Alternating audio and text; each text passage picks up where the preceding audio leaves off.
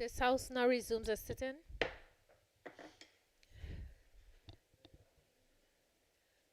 Good afternoon, everyone. The floor is still open for debate. I recognize the territorial member, Honorable Ronnie Skelton.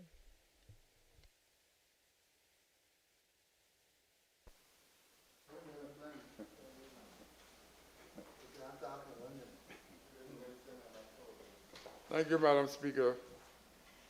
Madam Speaker, I rise to give my contributions to the 2026 appropriation bill. Madam Speaker, this is probably my 80 contribution to to the budget debate. And I started off like a 3 hour plus contribution. And I don't think I'll be that long today, Madam Speaker. Matter of fact, you only give us an hour. Madam Speaker,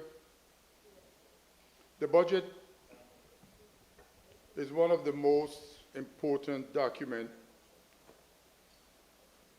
that this country needs in order for the country to continue to run, basically draw a picture of what the government sees as the future of the country. And I think in most of the budgets that I have been involved in, it's a competition for monies. I ain't say you're wrong, I ain't say you're right, but it's a competition for money. But our government needs to sit down collectively and find out what are their priorities. The government could have 10 priorities, but it doesn't mean that those 10 priorities must be done in 1 year. Because what happens, Madam Speaker, when a government tries to do all the things that this country needs done at the same time, the effect of anything is insignificant. You can't really see any progress. And the leader of the government business, which is the Premier Minister of Finance, needs to clearly take some of this stuff into control and basically say what we need to do this year. 3, 4 things, and we get them done. By the end of 4 years, we all will have a country that we all can be proud of. And they just started, Premier, so you're gonna get a hot under the collar. You know, it's something that had been bothering me. When I was the Minister of Finance, I tried to do it. I had a lot of more senior people. One is still around, who basically, no, he wasn't senior, we came in together. But he had more senior people on his side, and so sometimes you have to listen to your seniors. So we tried it, and we got some stuff done, and we need to do it again. You know, there's no doubt in anybody's mind in this house, in the country, that the roads and the electricity needs serious injection, serious work done. And it's, whether you inherit it or some of it happened during your watch, it's not important anymore to me. To other people it might be. We need to get it done and make sure that we have a country that we could be proud of. Why can't we be one of those countries, one of the 10 most country that people want to live in? I think long ago we used to be like that. People were running here to live and set up shop, I know. But now it seems like everything is working against us, and we are responding, and we are not responding, but reacting to quite a lot of stuff. This government, Madam Speaker, and the budget estimates intend to collect 447 million, approximately $447.7 million. And they're basically going to spend $454.5 million. So in order to do that, they have to get $7.5 million from someplace. And the government, rightfully so, under the Constitution, from Section 103, 104, and 105, the Minister of Finance has the authority to allocate monies from wherever in the government system it exists, from funds, mostly from the consolidated fund. And the government intend to make up the difference, 7.5 million, from taking 3.3 million from the environmental fund, 1.9 million from the miscellaneous purpose fund, and 1.26 million from the transportation network and improvement fund, and $1 million from the contingency fund. Madam Speaker, that is all well and good, and that allows the government to basically balance the budget. And then the government needs to pay down the principal on debt, which is about $90 million. Again, for the Minister of Deputy Premier, some of that debt was created by our government. Because government is a continuous process. You can't want to go there, run for political office, and when you get here, you don't want to run the country, say whatever, you need to assume it.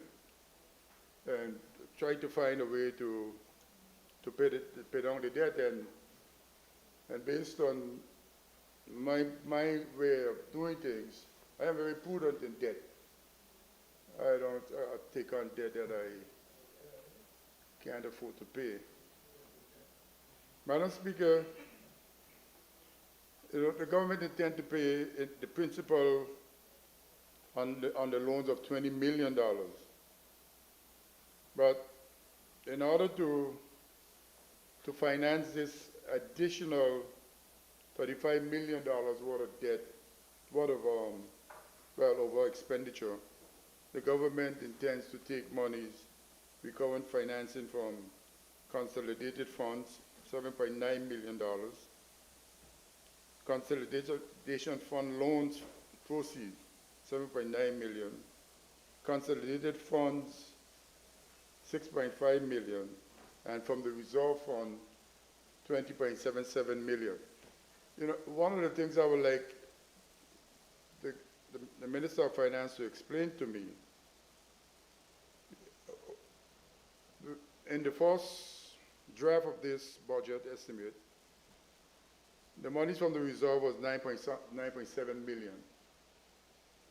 And now it's 20.776 million. You know, Madam Speaker, you got to excuse me because between the report and this was nearly 800 pages. I couldn't get out of it read in 24 hours.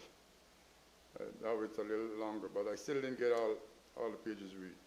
So I guess it's a simple explanation that is required.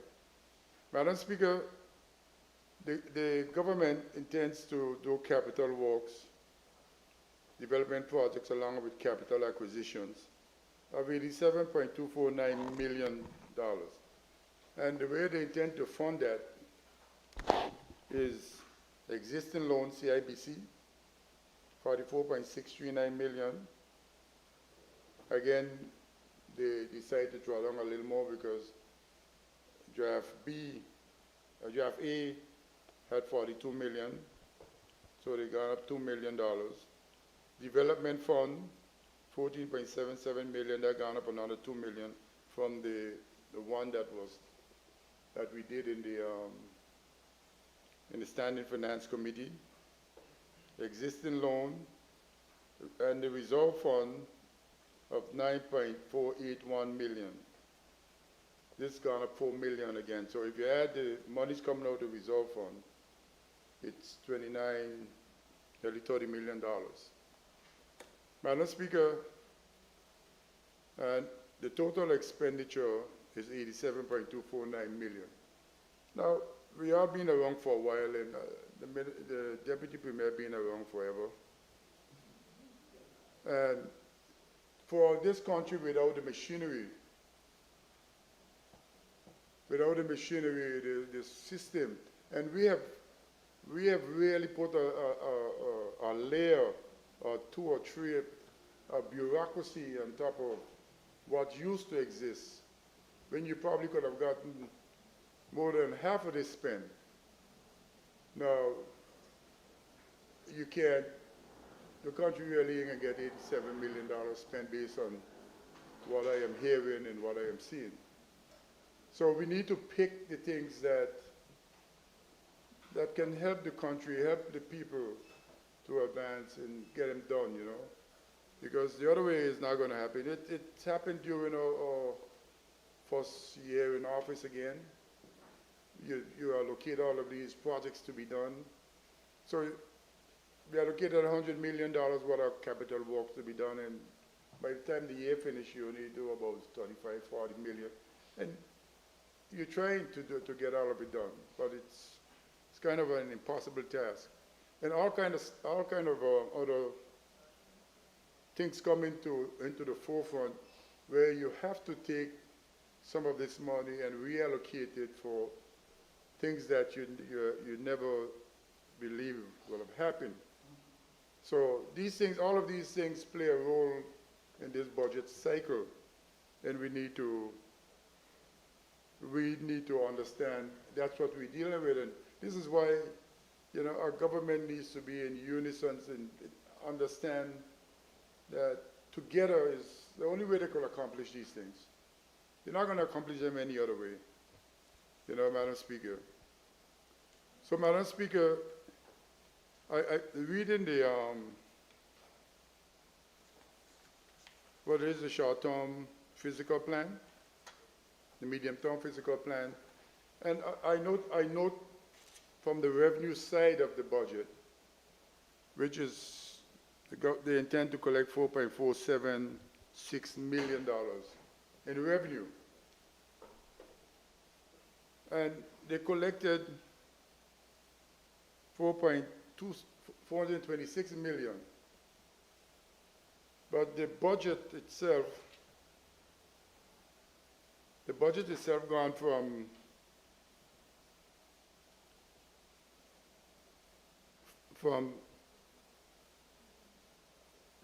close to 400 million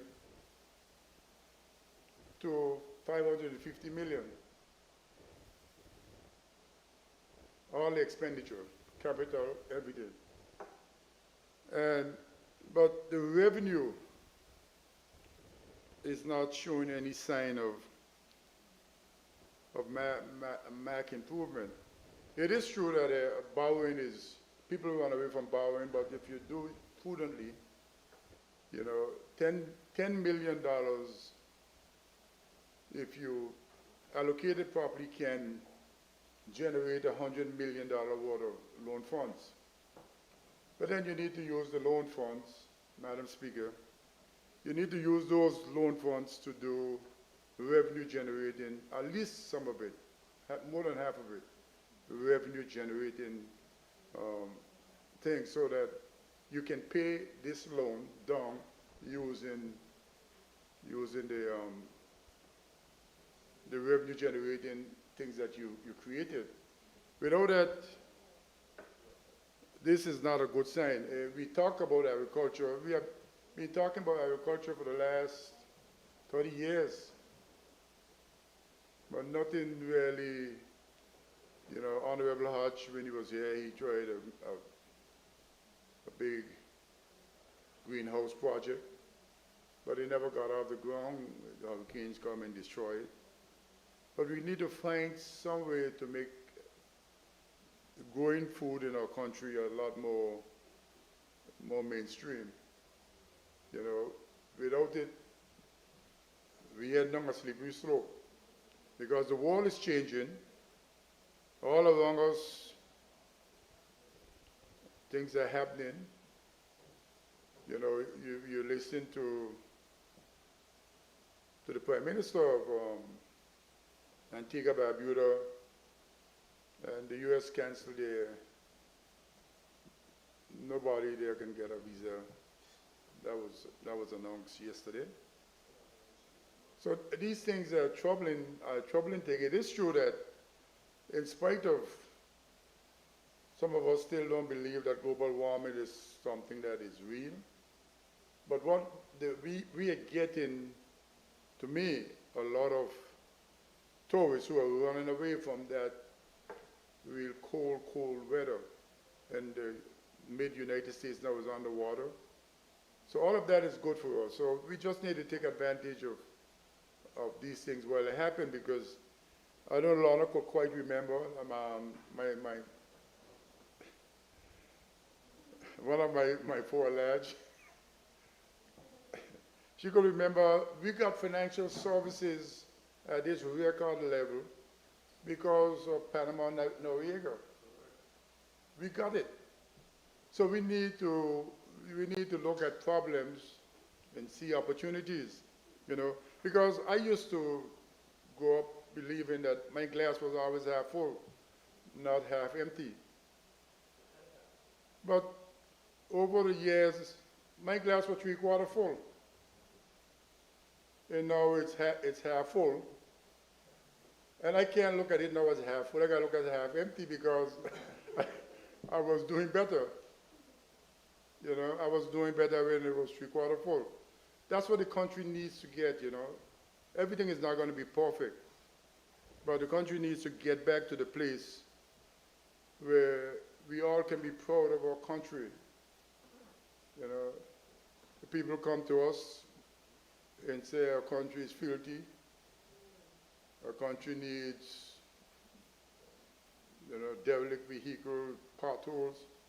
There's some serious one created out on Bobby's Road. What do you call it now? Not Charlotte. The Castro Street. Some serious potholes. I just dropped in one, so that's why I have the experience, and it was deep. I was running home to get something. Passing the vehicle, I dropped it in. But, you know, that's not the point, but, you know, you go from East End to West End, you go, and you gotta probably got the best roads. And you gotta need some, you know, we used to say every year we're gonna put $1 million, you know, in Jocelyn Dyke, in Antigua, in roads, infrastructure, and whatever we had to do. We used to make it a conscious effort, you know, when I was Minister of Finance. You know, it's something that needs, you know, because whether we want to believe it or not, Madam Speaker, we cannot believe that one part of the country one doing great and there is no expectation for the other part to even come close to be great. It is true that some of these things that needs to be done, the sewage system, Eastern Landlocked is perennial. You know, about 4 or 5 governments passed through the Eastern Landlocked sewage system. And at some point in time, it needs to come to an end where people can enjoy a good living environment. And who to blame? I don't blame anybody right now. We need to get it fixed. Madam Speaker,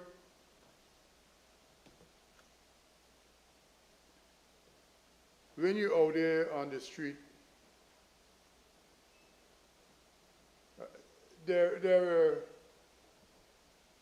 I sit here and I hear what the government say it want to do and what it plan to do and this. But when you go there, it's not the ordinary man. It seems that there is a disconnect. whatever we're doing, these lovely things, they're not reaching, reaching the public, the ordinary man on the street.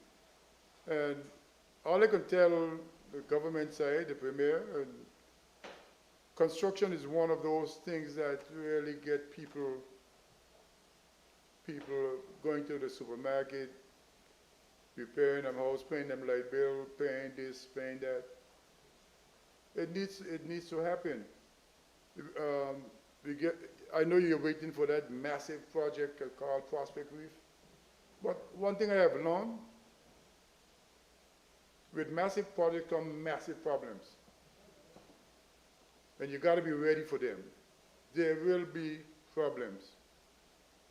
And they're going to be human problems, they're going to be labor problems, immigration problems, they're going to be accommodation problems. So if you think, but we need to get this budget to be able to touch the people on the street, who are having a hard time. I know my colleagues, they talk about people are definitely having a hard time. Honestly, because I give away at least 1/3 of my salary. Lord, I shouldn't say because more on a monthly basis. And I ain't got no money from the government or got any Social Security funds, which, you know, during my time as Minister of Finance, I was trying to make it reasonable, $30,000, $40,000, and you can count for it. And you say the categories you can give it for, you know, and you keep contact with, you know, there's going to be a few people who are going to want to tap everybody for the same amount of money. And if you don't communicate with each other, this person will go home with, they want $1,000, but they might get $10,000 because the 13 of us might contribute. So, but there's need to be some system that is much easier. Madam Speaker, let me preface that to say, where there's money, there is going to be people who is not going to play by the rules. Wherever money is, people are not going to play by the rules, Madam Speaker. You're going to have all kinds of problems. But Madam Speaker, if we don't get this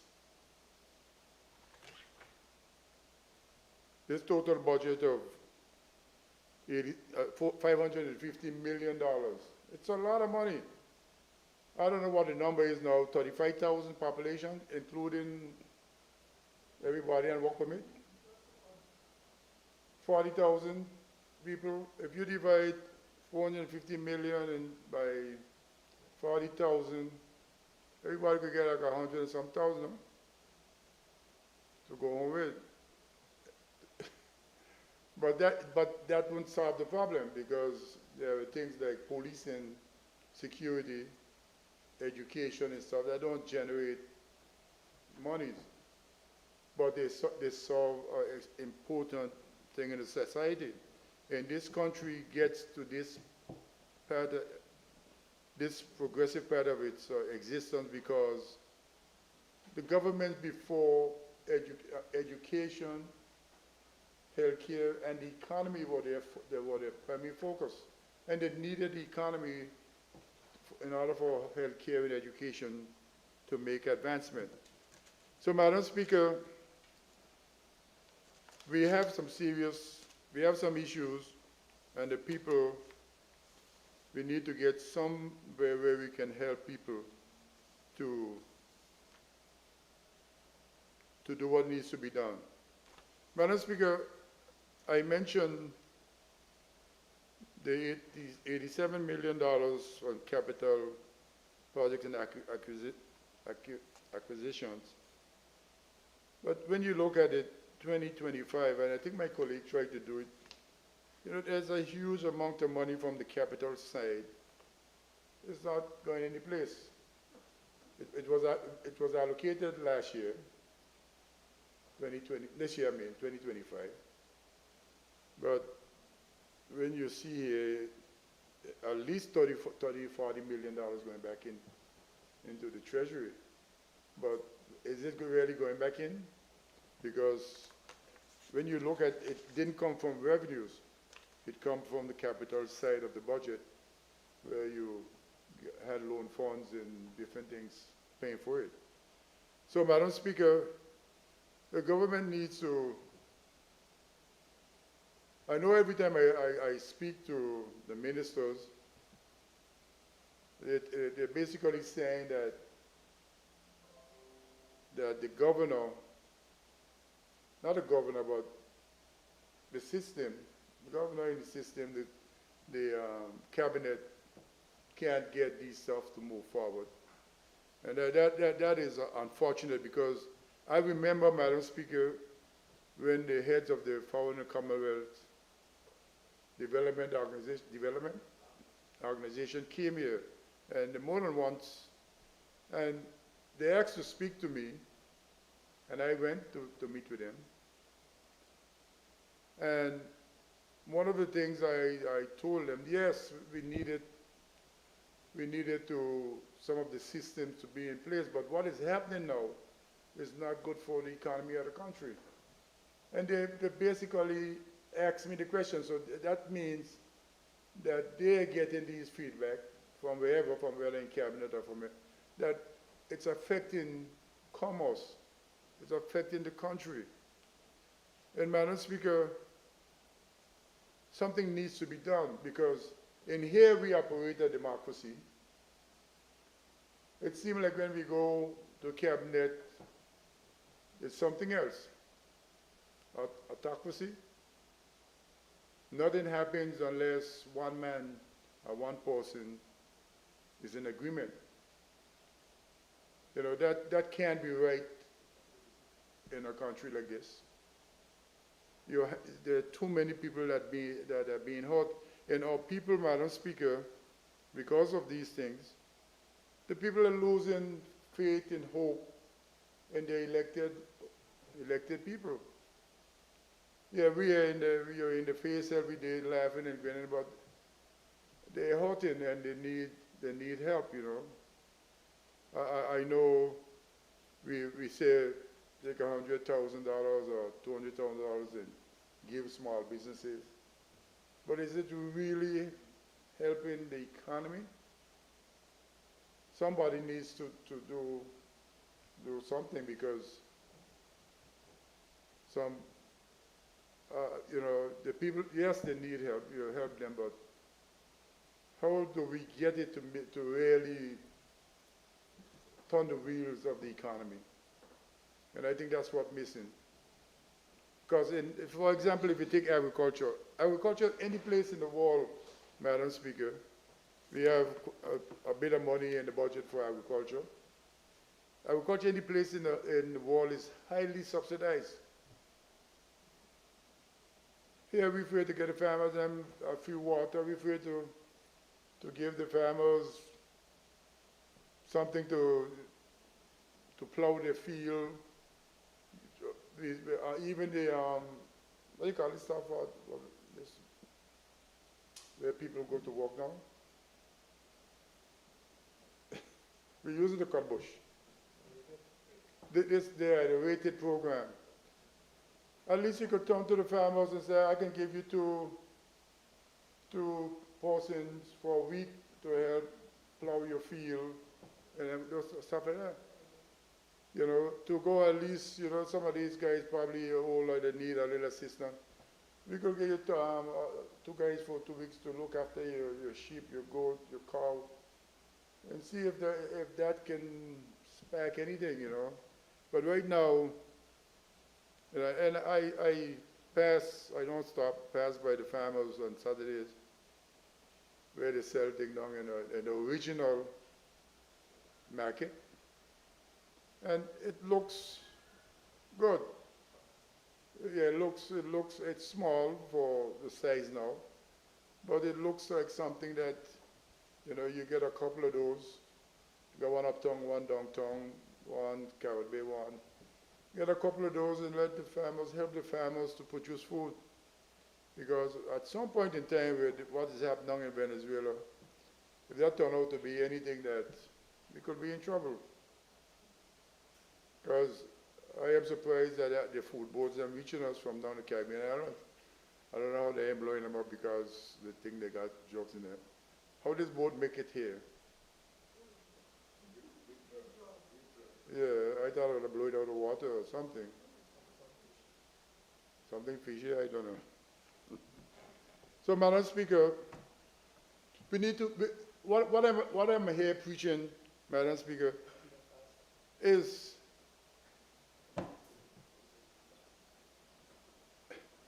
we cannot believe that the only thing that we can do for our people, for the young people, some of them not so young, is for them to cut bush and clean gut. I said this 100 times since I am around this house. Those things are things that must be done. And our people, it's work for our people, but it can't be the primary thing that we look forward to, you know, for our people. You know, some of them doing man, I speak, I nearly say, don't say it. Some of them are doing a fantastic job, Madam Speaker, in clearing the roads. They're doing a fantastic job. Right there in the 6th District, Jean Hill, all the way to Kingston. It's a fantastic job. Up McNamara, I do a real nice job on by my wall. Yeah, I don't want to do it. Because if I wait on the government to come do it, it's going to take too long. Yeah, I tried to do it, but no, it needs people assigned just to do it. I don't know why we're making it a big issue. And the premier came, which was a good study. This country needs, the families of this country, where a 4-person family need $23,000 plus to survive. And we give a man, and we allow a system that is not democratic to tell us that that makes sense. You can only do it for 6 weeks, 6 months, I mean. And then you can only do 20,000 or 10,000. You got to 25 now? But yeah, it started out, that's good. But it started out with $10,000. Didn't make no sense. You know? So, Madam Speaker, we need to find ways to build back our country. We need to find ways to build back our country, Madam Speaker. Madam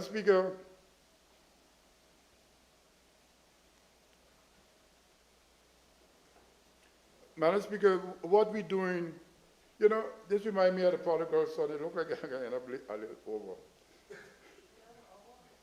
Madam Speaker, yeah, I did. But Jesus, when he says soon come, we still waiting on him. So wait a minute. He says soon come back. Madam Speaker, you know, it's like the older people work hard and create a pot of gold. And the younger people come and take the money, they take the pot of gold out and having good times and totally ignoring the wants and needs, well, the needs and wants of the seniors. It is true we are just doing, we're not doing meaningful things for the seniors. The retirees in the country, the seniors, they can't live off of what they retire on if it past 5, 10 years going. All of us know that, we know that they can't live off it, retired people.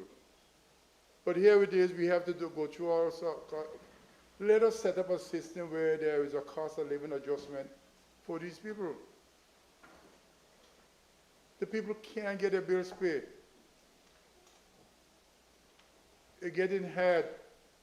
And if these people they have grandchildren of who going to school, going to college, it's even worse for these people. And we grew up, it takes a village to raise a child. We grew up in villages where your neighbor doing fried jacks, and you pass by, you could get one. That's how we grew up. But what is happening now? It's not right. These people work hard for us to get here. Let us do better by them. It's a Minister of Finance, January 1, let us, if there's a cost of living adjustment, let us give it to the people. That's all they're asking for. Madam Speaker, I bring up this one. No.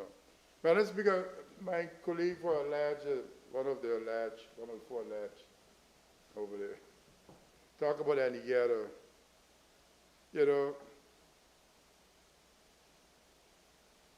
from where I sit, last member, I could neither match gas or hold bricks. All I can do is talk. So I depend on you to go and because you got the inner circle, and help the people. And so far, I look like you're doing that.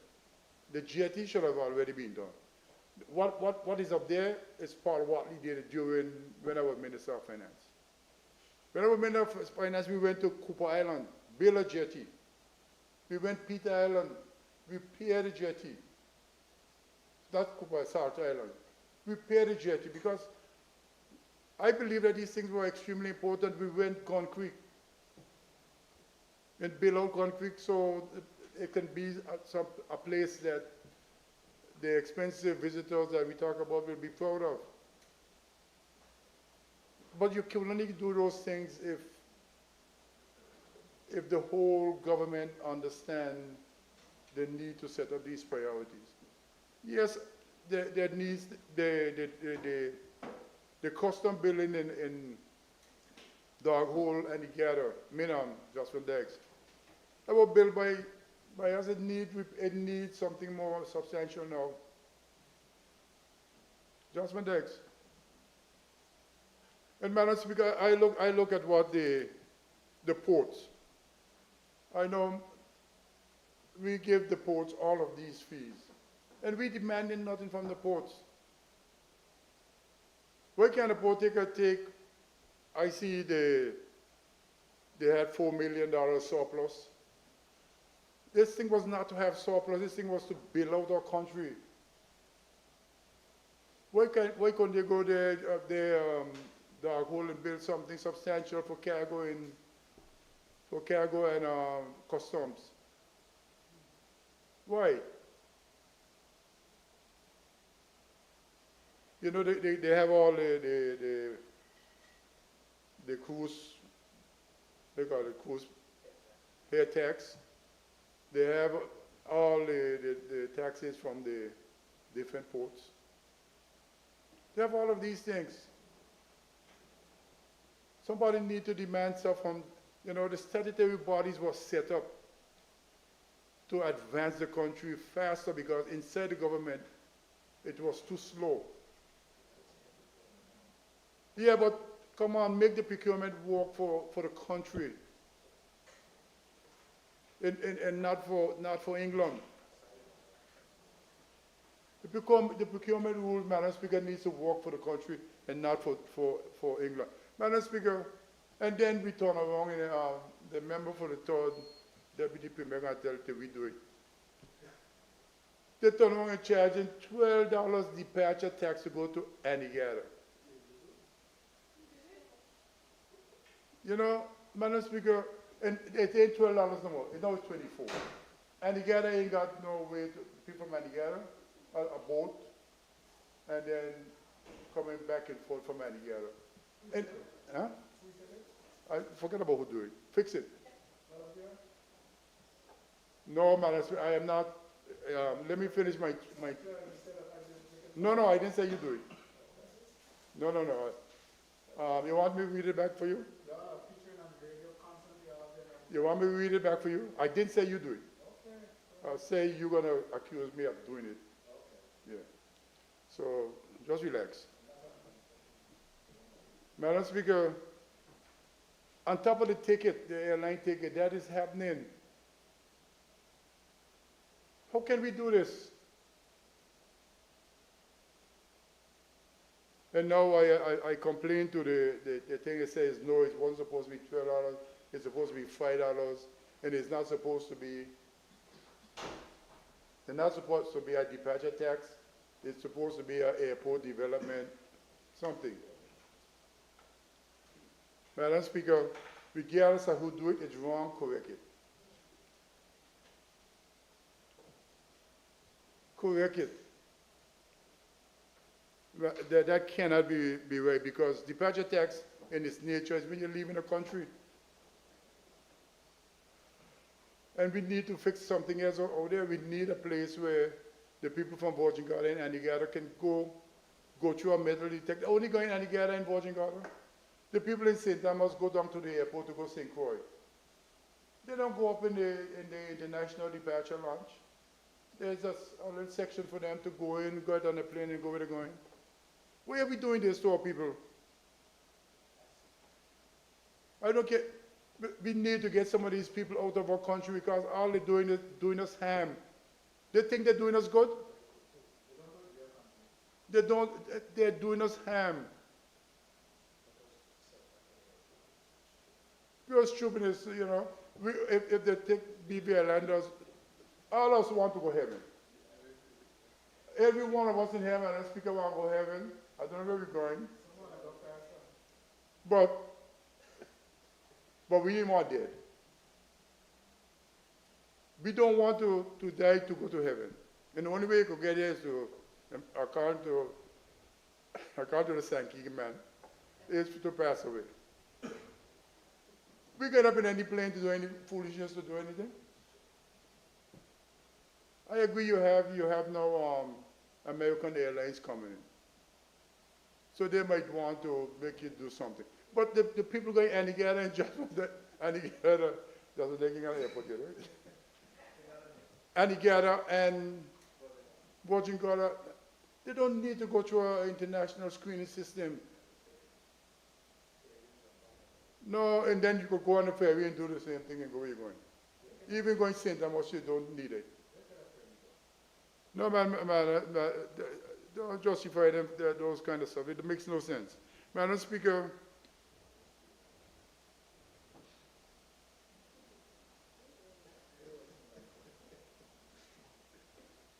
Madam Speaker, Kwonglands, Madam Speaker. I don't know what's happening to us as a people, but it seems to me like the next generation is not going to be able to own anything in the country. The only thing we're going to be able to be called is Virgin Islanders. And the only thing, you know, we're trying to create this system now, I call it ancestral Virgin Islander. But even then, I mean nothing. Because, Madam Speaker, I said it for the 100th time. Passing on your property to your child, if he or she doesn't have a decent job, making money, they're not going to be able to keep it. Madam Speaker, and on top of this, the government wants to give, not the government, but, well, the government, wants to give Crown land to people at market rate systems. You know, they want to lease you a seabed leases, 5% of the unimproved value of the property. And my colleagues mentioned, two colleagues from the first and one of their lodge, they were Naniki doing to the opening for the groundbreaking. If that is ever implemented, Naniki can't do the project. If they do the project, then they're going to have to change the whole business plan. And only the super wealthy can do it. I get stuff from Dubai and another Asian country, they want in Taiwan. Real estate things to buy this and buy that. And none of this stuff exists. Madam Speaker, we're making some mistakes and Premier, I need to fight. We are not in the room where we can assist you. This is the room we can assist you in. And we might be assisting you with insufficient knowledge. But it does not make sense. All of those BBL landers over there, Wakehamski can lose it. You tell me that's right? That ain't right. They ain't got nothing sensible attached to it, except by a master plan to take the stuff back from us. That's the only master plan they could have. Because you could drive the cost of food sky high in this country if Barbies have to pay that fee. We're not thinking we're looking at things in isolation. We're not looking at things in a holistic way. Little Dix will shut up shop and leave, are you? It can't happen. They only intend to apply it to ancestral Virgin Islanders. That's the plan? No, Madam Speaker, there's some serious things that don't make any sense, and that's one of them. 5% of the unapproved value of the property. And my colleague bring up a case, Bellamy, right is Bellamy? The government buying for $2 million. So it means that all the properties in that area gone up.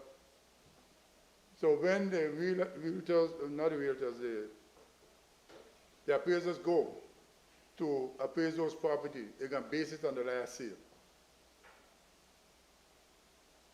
And if you have a property, an acre property, $1 million, that's $50,000 a year. They ain't one-off, you know. It's a year. No, that's wrong. But whoever governor come there with the foolishness, he needs to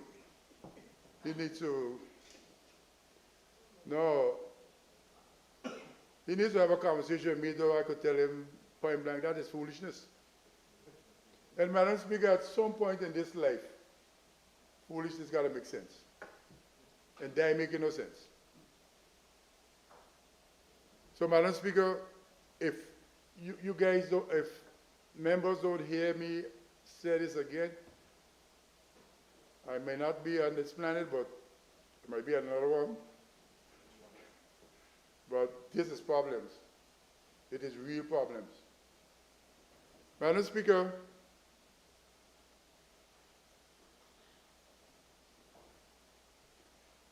there are a lot of stuff here right now, but I don't want to tell all of them.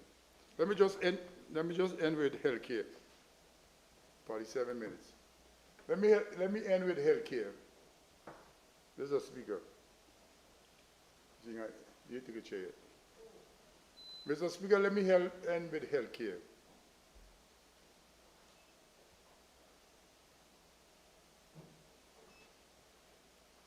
Mr. Speaker, healthcare, like education, is something that we should not allow people to play with. A public healthcare system is something that we should not play around with. I continue to tell people, God forbid, you're going to the Jam King Albert later. You run over the side of the hill. Your first stop is Peebles, you know. Don't think you're going to your private doctor. He can't help you. Peebles is the first stop. So we need to ensure that Peebles have everything that they need to keep us alive and stabilize us so we can make the next journey. We're here playing around with, but wherever the place is, I've been to Colombia and the healthcare system there is similar to in the United States. Very high level of care.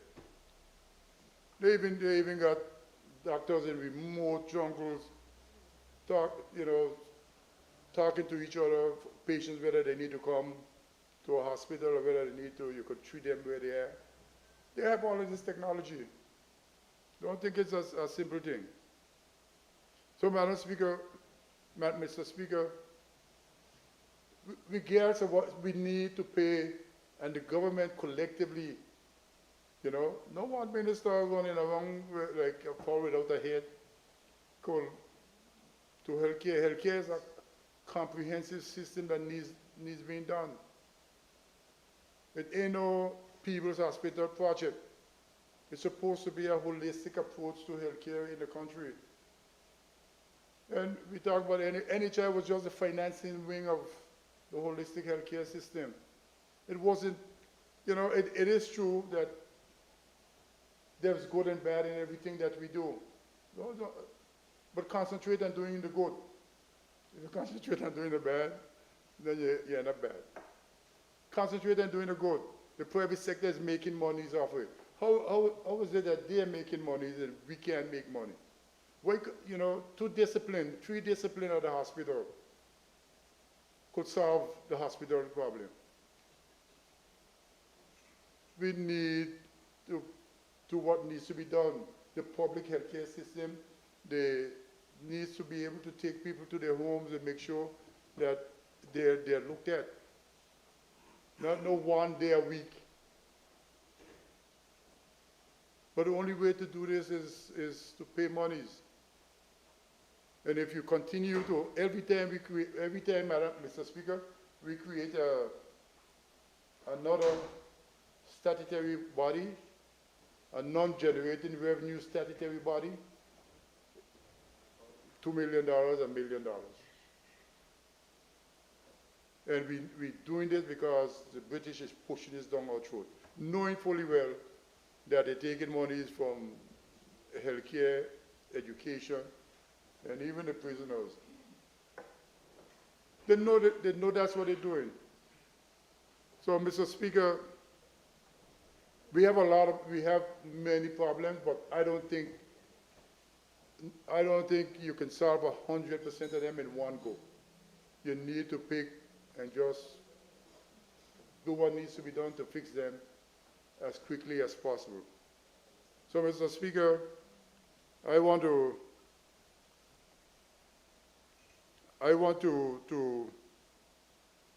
ask the government, plead with the government, just like you notice I didn't touch education, because I think, based on what I am seeing in the budget, I think we are holding strain in education.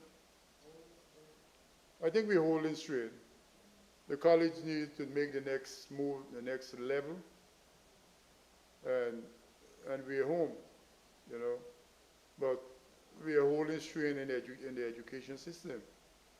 It is true we have, when I was going to school, there were 5% of the people going, the students were disruptive. Now it's 10%, but 10% of 5% of 400 and 10% of 1,500 is 3 times the size, But we need to find, just throwing them on the street ain't the answer. And I am not an educated educator, so I don't know, I will have to depend on them. I will have to depend on the educated educators to assist me in find out solutions to those complex problems, because it's not just an educational problem anymore. It's psychological, it's all kind of problems. So, but we need to fix some of these stuff. And I think you're holding strain in education, you could turn your attention to some other stuff, And I think that the prisoner got to be overcrowded now, eh? Because we get 6 more. When he was here, he said he only had space for 4. Yeah, so you know, the young guy what got gunned down yesterday, Mr. Speaker, this morning. Yeah, this morning, sorry. I know the guy quite well, you know. The twins. Yeah, I know them. One of them used to work with Bozo when we were putting up buildings, fish bay, so I get to know them quite well. You know, and it's sad, but whatever they happen, it's at least their parents, their mother and father passed away a long time ago. And they went to live with their aunts and stuff like that. Yeah. But it's sad because the guy was, although, you know, different people have different experiences with these young people. I didn't have any bad experience with them, so. But the National Security Council needs to pay attention because I understand that there is a list, and the list is long. I think we got problems. And it all stems from what we know. The national security members don't call us together and tell us anything, so we got to hear it on the street. But, Mr. Speaker, I too want to extend my happy holiday seasons to the Speaker, which you could pass it on for me. To the clerk and House staff and all the members of the House the House of Assembly offices, and I dare say that, you know, Madam Clerk, I don't have no problem with. I think you guys are doing a fantastic job.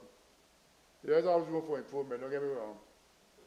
There's always room to do better, and the whole government system, you know, needs to do better than it's doing. But you know, people get angry but I'm sure some people in the system know that they need to do better. Because some of the things that customers are complaining about, they don't need to be complaining about. Why should I take 6 months to get a trade license? Why? Is that a yes or no? And if it's no, why? So I could take it to the courts and basically say it's unfair. But they need an answer. Without the answer, you can't do nothing. You know. And my colleagues, on both sides, I wish you guys a happy holiday season. You know, you guys know that I don't think what I believe in it. You know, so let us don't have an argument. It's a holiday, and it's the best time of the year. I get those people who used to listen to me. Some of them have gone by. They used to send me my tat and my sweet bread and guava berry, and I drink that. I don't have a problem. I know what I believe. Huh? No, no, that's coming. You know, so my colleagues and your families, your wives, your children, your extended family, I wish you all the best for 2026 and beyond. And the people of the Virgin Islands who have sent me here for quite a number of times, and they will still believe that I can save, with the Premier's help, I can save the country. And you know, once I'm living, I'm willing to do what is reasonable to play my role while I'm here. You know, it is true that you don't know what's going to happen anytime. You know, my colleague and I, we're in borrowed time now.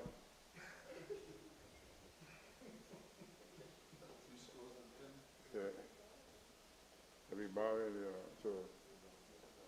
But, Mr. Speaker, I want to thank everybody, for whatever you're doing. You need to do more in 2026. You need to fix the stuff that needs to be fixed. And stop letting, you can't have a democracy here in this house, in a autocracy down the road, and you're listening to the autocracy and not the democracy. How is it going to work? And they know it's wrong. That's the problem. Come up here and get authorization from the House and do what needs to be done. So, Mr. Speaker, I thank you for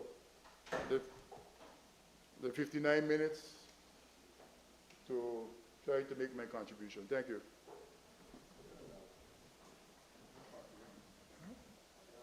Recognize the I got 59.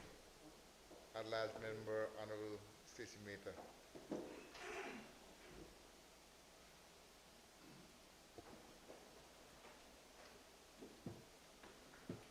Hey. Mr. Speaker, good evening to you, sir. And I crave your indulgence based on the remarks that I have here that has Madam Speaker in it. If I occasionally say that, I mean no offense to you. Fellow members and people of the Virgin Islands, I rise this evening with humility and gratitude in this fifth House of Assembly to give my contributions on the debate estimates for the 2026 budget. But before I do this, I must pause. And each day, I'm always remembered, especially now, today, as we get closer to the end of another year, that I am only here because of the grace of God and what my people have afforded me to sit in this honorable house. And I will forever be humbled, and I will forever acknowledge that it is only by that that allows me to be here. Mr. Speaker, before I begin, this morning was a sad day, but a humbling day as well for some of us. My colleague alluded to the violence that we saw this morning. And though I know nothing about it, I cannot wrap my head around taking someone's life. Especially when I have memories of those two brothers walking hand in hand across a playground.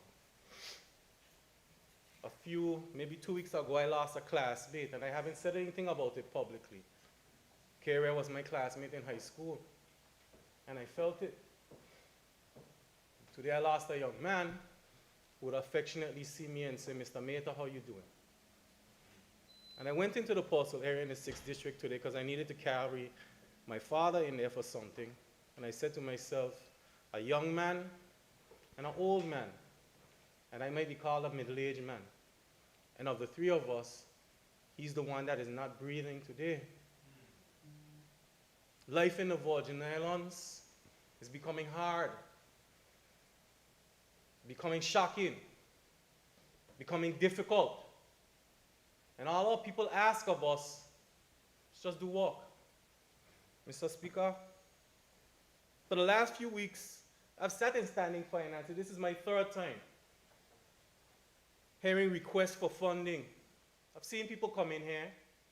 Some of them are already defeated when they enter the door, Mr. Speaker, because they know what they're coming to ask for. They've asked for many times, and they're not sure if they're going to get it. Others come in, and they're humble. You know why they're humble? Because, Mr. Speaker, they have raised enough revenue to get whatever they ask for. Then you have those who come in and they say, give me whatever you can give me, and I will make it work. Mr. Speaker, our people are still resilient. They are still grateful, but they are not satisfied. And can we blame them? No, we can't. Mr. Speaker, when I look at the public service, they've been through a lot in the last few years. My colonial cousins, I can say that, have come and said, fix. And we fixed. And we mashed gas down the road with a plan that they gave us. Public officers, for the first year and a half in this House of Assembly, we came in here every day that we had to be in here. And we did, and we did, and we did, and we did, and now we coming to the end. And we even grudge applauding that we come to the end. But we got to shift in another gear. And this is when we got to do what we need to do for ourselves. Not by the crack of a whip, not by someone holding a stick. We just need to do it because it needs to be done. So to the public officers, I know, and I've apologized to many of you when you sit out there and you wait on us. But there's only 13 of us, and quite a lot of ministries and departments and statutory bodies to go through. But I'm asking you, at the end of this year now, with the budget that we have here, shift another gear. Shift into another gear. This time not for the UK, not for what they asked us to do, but shift into it for us, for the Virgin Islands. Mr. Speaker, as I sat there, you know what's the funny thing, Mr. Speaker? We blame ourselves for slow processes. We blame ourselves for bureaucracy. And it exists. It does. But you know, when we become complacent, we breed something within ourselves that says to us, we can't do better. Mr. Speaker, during COVID, the entire world shut down. And everything was criticized, everything was said that nothing can happen. Businesses lost money, people lost lives. People wanted to get out. And when you opened up, life began again. Hope was found, people started to walk, people started to do things. Sounds like Hurricane Irma, Hurricane Maria, all that happened, one after the other. So now, and the COI, I'll buy into that. So now where we stand today, now going into 2026, Mr. Speaker, we need that kind of energy. Our country is tired, our people are tired, but we are not a people that gives up. Mr. Speaker, I had one dominant thought, and I sat there in many committee meetings, and I said very little at times, and I opened my mouth when I wanted to. Only because my dominant thought was, let's just get to work. Let's just do the work we need to do. Nothing more. Just get up every day, put your best foot forward. Sounds like something we were taught over and over and over again. And I watch my colleagues' faces, and I honestly believe that we could make it happen. Mr. Speaker, all people deserve a budget that doesn't have guesswork in it. One that ends overruns, delivers on real results. A budget, this budget, or any budget, shouldn't be just something that's filled with air. It's a manual, it's a plan. So if you lay it down, and it's the government that's laying it down, I understand how politics is in the Virgin Islands and every other country. They have their roadmap. So if it's strategic, then there should be no problem with accountability for this document. But as it is laid here today, I have some issues, but I am also saying let's just get to what? Work. Madam, Mr. Speaker, $550 million plus. It is obvious, it's the largest in the territory's history. Okay, next year will probably be the same, and the ones before that were the same at their time. But what it needs, what we need to do with this? Results. Results. Just give the people the results that they're asking for. Mr. Speaker, watch me. 944 days. That's the number of days we've been in this house, my colleagues. 944 days into our term. Let us sink in. You know, we united in this territory around COVID. We united around hurricanes. Well, in this house, we need to unite now. Unite and just do what needs to be done. Stop the bickering in this house. Stop the grandstanding in this house. Stop the name calling in this house. It's funny that when we have one person or one entity that we could turn ourselves and say, that's the enemy that we match. But we tear each other up. How? I've sat in this house as the latest one in here. The latest. Not in weight.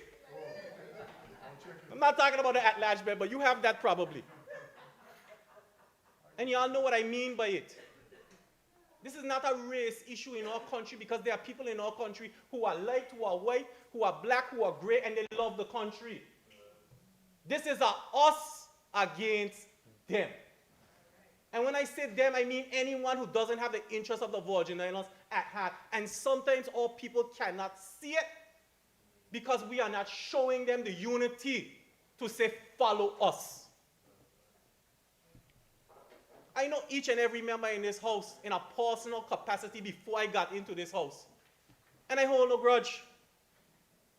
But when I sit inside here, when I go outside, people will say to me, Meta, why y'all in there arguing?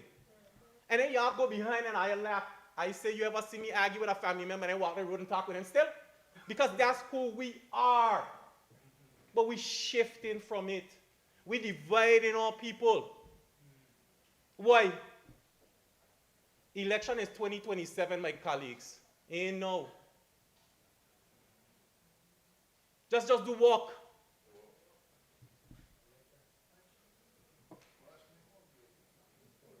You know, Mr. Speaker, sitting on the opposition side, I've heard people say, make it look like he's tired, make it look like he's frustrated. No, my zeal is here. Are you ready to walk? And I will walk. And if my walk means telling you, you need to do more work, that's me doing work. If me telling you that you are walking, then I doing work.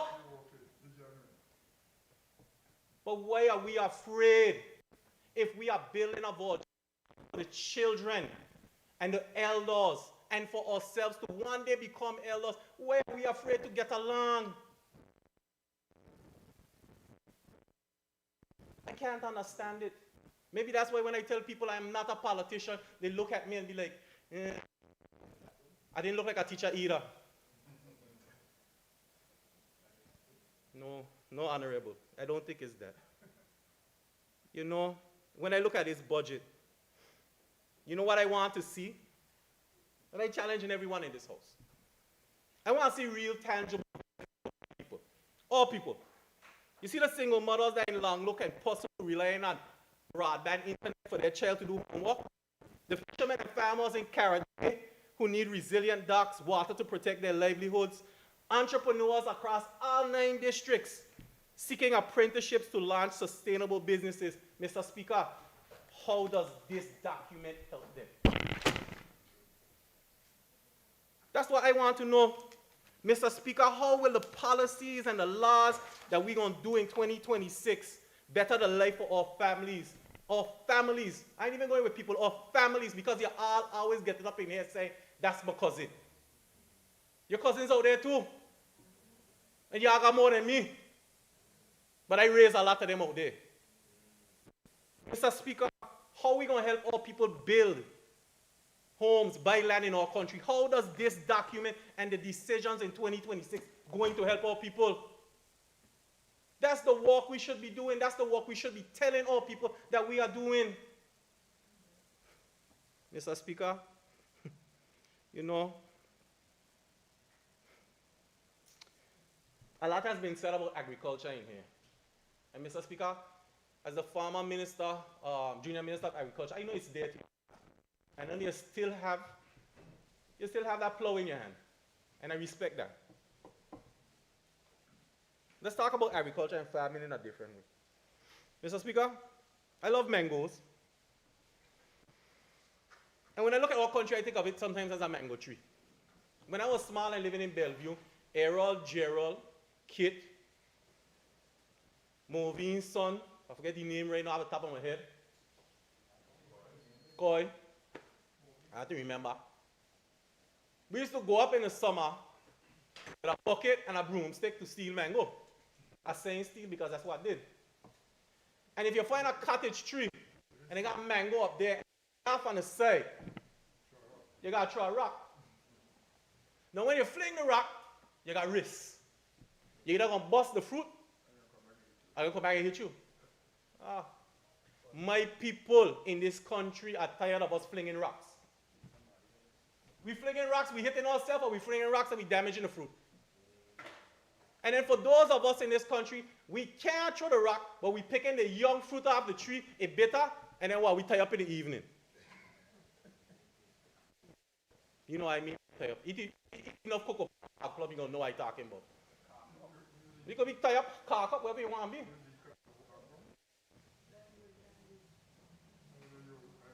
Mr. Speaker, you see, when you make it too far for your people to reach the fruit, they're going to go somewhere else. You see this Virgin Islands? If we don't make it affordable, if we don't bring it back to our people, who are we going to give it to?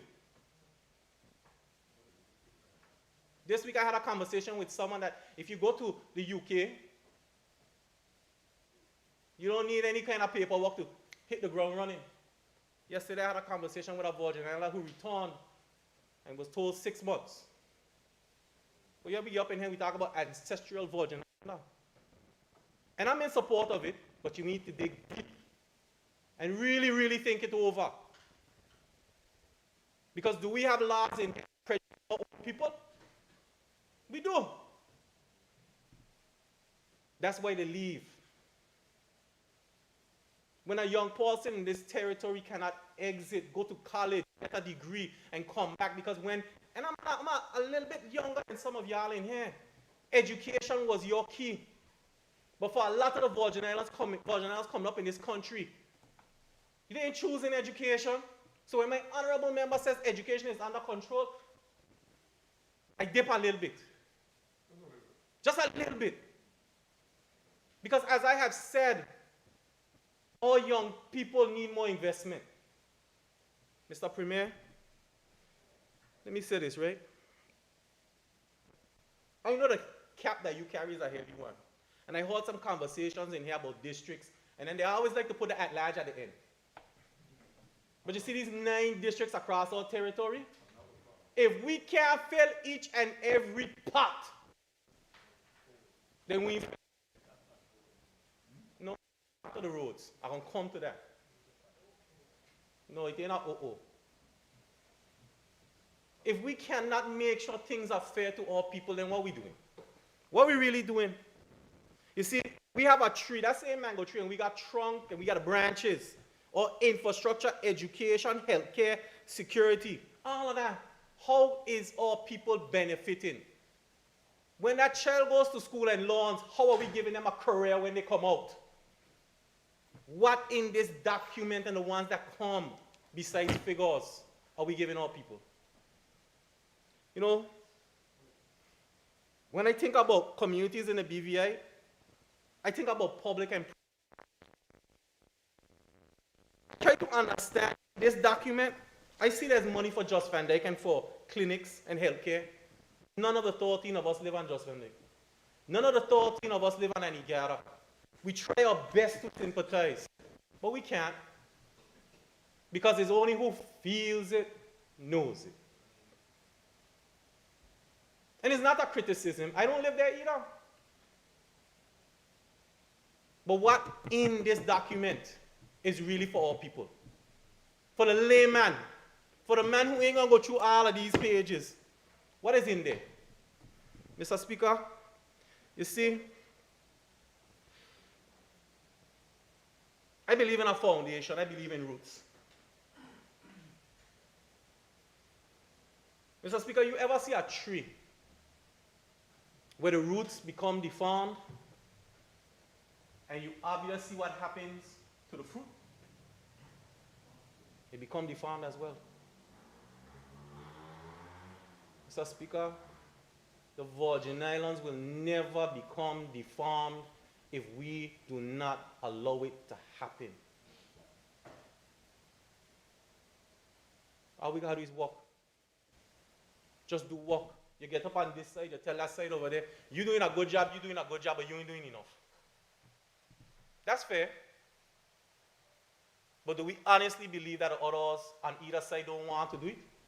I am not that skeptical. I'm not that bad-minded to say that about people that I know that live in this society. It may be naive, but I don't believe it. But I do believe sometimes we get lazy, we get distracted, we get caught up. Mr. Speaker, you know, many of our systems in this country are in dire repair. And it's been said over and over again, the bureaucracy, the slow pace, the Procurement Act, all those things. You see, Mr. Speaker, when you take a budget and you invest in roots, you prune trees for efficiency, you know what you're going to have is results for people. So I'm being very metaphorical right now, because I know that my colleagues who sat down and went through the budget know what in here is fruit, what in here is pruning, and what inside here is building those roots. And all I'm saying is, let's go to work. Let's go to work. Nothing will ever be ideal. But this is the manual for 2026. And when this side gets up and says, we disagree, we disagree, we disagree, but that side over there says, yes, guess what? We're going on the road with this. So we're going to do that. But we're going to make sure while we're going on the road, we're going to have a budget that people can come back to. And they could say, Mr. Premier, Mr. Ministers, Madam Junior Ministers, where are we? Did we do what we said we were going to do in the budget? Are we accountable? You have a medium-term fiscal plan. Well, maybe we need to bring some more down at the ministry level. Give some more reports. Be a little bit more transparent. Or people are still asking for that. Mr. Speaker, you know, the young people them they say something. What is this going to do? Clock it. Everybody in there watching me like I'm crazy now. Clock it. You know what it means? Do the work. Just do it. Get it done. If we do what we're supposed to do in here, the little teenagers out there, they're going to be saying, buy the roads, clock it. Healthcare, clock it. Education, clock it. Tourism, clock it. All those things, that's all they're going to be saying. And you know what the seniors are going to be saying? Then walk in. Exactly, Honorable. You carry that down skeleton, they lock. You clock it down there.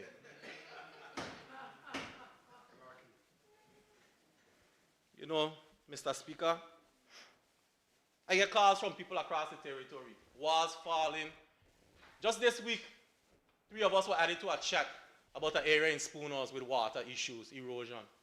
And I said in the chat, and my 2 colleagues will say, you have gotten the attention of the 2.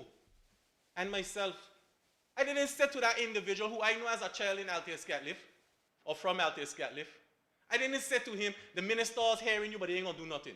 I said to him, I'm going to check in with them. Why? Because that's what I will do. I try and walk. You know, when I look at young people coming out of school from King Garden Day, Huntom's Gut, Vargas Bay, and they're ready to start something, I wonder, do they have the financial literacy and understanding that I wish that I had when I was their age? I sat down recently with someone in their 30s who said to me, only now I understanding this. And I said to them, we have failed you. Because despite teaching our children how to live in the Virgin Islands, we're not teaching them how to advance themselves in the Virgin Islands. A lot has been said about civic responsibility, because when we decide we're marching down the road and we're marching against something we don't like, how come our people ain't behind us? Because they do not fundamentally understand where we came from. And therefore they don't understand where we want them to go.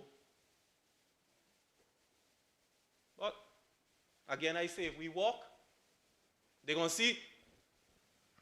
You know, Mr. Speaker, I've heard the blue economy in here. I've heard this, I've heard that. And I'm going to throw this out again. You see that orange economy? I said it one time inside here, somebody thought I was talking about electricity. No, I'm not talking about electricity. The orange economy in the world is estimated this year to have made over $4.3 trillion. What is the orange economy for them who don't know? You see that TikTok thing? You see that art and film? That digital software development, that great gaming? Y'all see that social media influencing? When in the Virgin Islands will we come to the point where all creatives have a bill? You have legislation for them, and above all, turn their efforts into money. I got a call recently from Trinidad. Yeah, I like Certified Samson. I like Ezekiel. And many of y'all in here may know who that is. We brought him here. I congratulated the parade committee for festival for bringing him here because that social media influencer brought a lot of attention to the BVI. But guess what? His manager called me. Meta, what y'all doing up there? I said, I think we need to do more. We need to work. Guess what? They are trying to figure out how to monetize what their people are doing. Do you know in Virgin Garden, maybe 3 years ago, we had a young lady with some beautiful natural hair that had over 1 million followers on Instagram? My people in this house, we got to figure it out. All people are asking us to go beyond the roads, go beyond the healthcare, go beyond the education, go beyond where we are thinking and carry them to another level. But in order to do that, we got to walk. I honestly will stand here and say it's been a year, almost to the day, that I stood in here and said, Bragadam. But guess what? I know the minister cannot control a mechanical failure at an asphalt plant. Why would I stand in here to a fellow Virgin Islander and say that you ain't doing enough when I know you can't control that? 6 months from now, don't give me the same excuse. But today, I understand. And I'm trying my best to be fair to the people that I have to live with and the people that I know tomorrow if we have a disaster, I have to come around and ask for help and who I am willing to help. My contributions tonight may seem a bit off because it's been a bit of an awakening over the last couple of weeks when it comes to life and death in our country. I say to my colleagues, legacy is only built on work. It is not built on your last name. It is not built on your dreams. It is not built on your words. It is simply built on your work.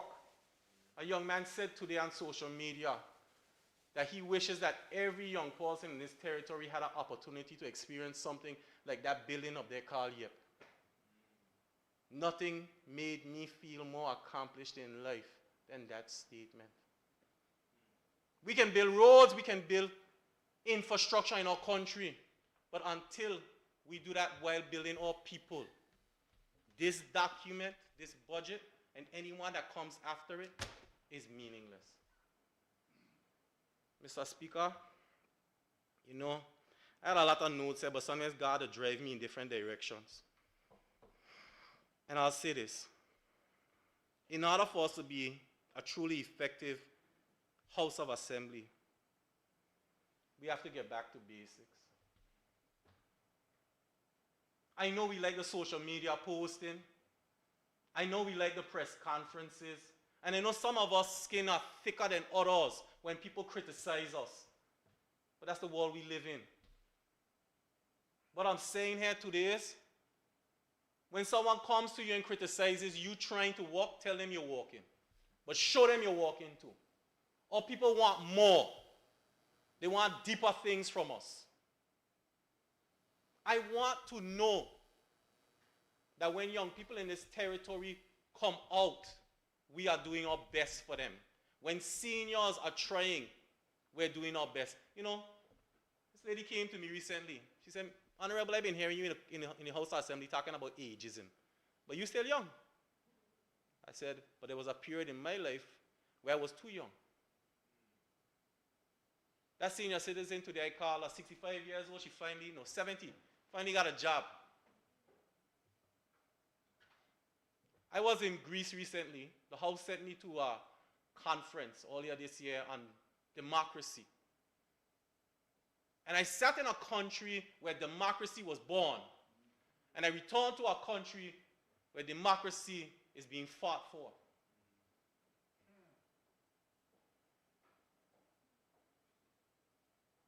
And in that country, you have senior citizens in their 80s going out looking for jobs because they're not taking care of their people. I don't want to see our Virgin Islands like that. Tonight, Mr. Speaker, all I am saying, government of the Virgin Islands, members of the House of Assembly, let's walk. Let's walk. Roads, healthcare, and let me just touch on healthcare one time quickly. And I'm doing this because I had a personal experience this week with my mom who was released this afternoon. Thank God. God is good. I thank you, the minister, because he came to see my mom. And many members in here have asked me, and I appreciate it. That's okay, Honorable. I don't hold grudge. We have some people in that healthcare system down there that are walking. I ain't asking. They're walking. They're walking under extreme conditions. But they're walking. We have to do better. And then we pushing some of them out. And I don't have all the information as to what is going on. But when you have somebody good, you see this much good versus this much, whatever it is, consider the balance. Consider the balance. Because when people are down there saving all people's lives, we have to reward them. We have to listen to them. Just like how we in this House of Assembly know how it feels when everyone is coming at us one time and we know we're trying. Have that same kind of consideration. I want to see healthcare do better in the territory. I want to see it. So you see that NHI, let me work on it. Let me fix it. Let's make the hard decisions. A lot has been said about water and electricity. And I have one thing to say about water and electricity. In this country, we don't punish and should not punish the people who are following the law. You see that electricity, and go after them first before you raise the bill. People that thieve them? You tell me I've been here longer than me. In this country, there are law-abiding citizens. We are the majority. We get up, we say it when they talk about us being this and being that. Punish the guilty and reward thieving, power, and water. You're making it worse for everybody else. And none of my colleagues in here just say no to what I say. So the truth is the truth. Man, I'm saying 13 because the chairs them count. Mr. Speaker, I hope coming out of this budget that we see some town hall meetings, some scorecards. Government of the Virgin Islands, don't be afraid to be rated by our people. Let's find some ways to engage our people. Let's see if they're really satisfied. Because we're never going to get it right if we only listening to the people that are telling us you're doing a good job.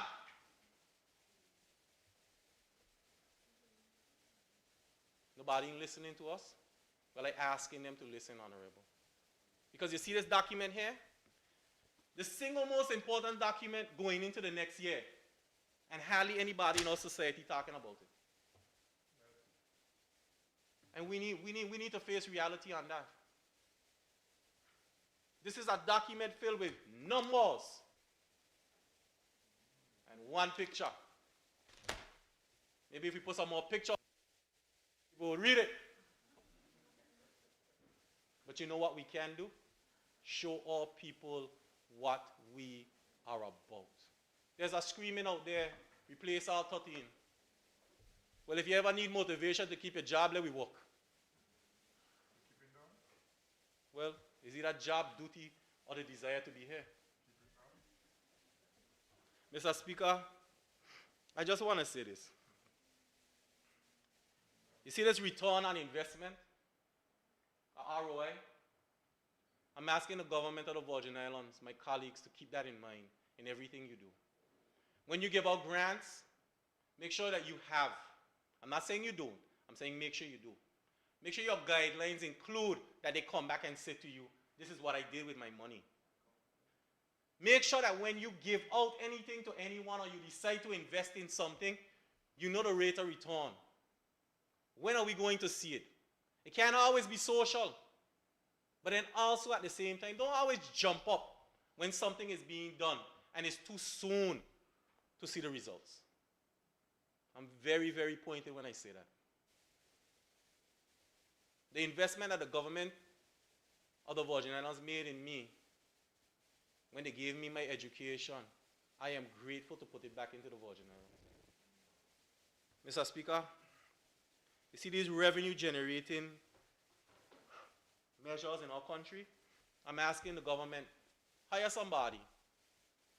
Hire 2 people. Send them from ministry to ministry, department to department. Ask them to dust off them files that we have down there where they're saying if they were given this, they could bring in revenue. I sat in standing finance. It's in the report. I can't find it, and I hope nobody objects to me because I believe y'all know I just speak the truth as much as I can. There are over 500 government employees presently on work permits. I think it's time for them. We want to say exemptions. Okay, we can say exemptions.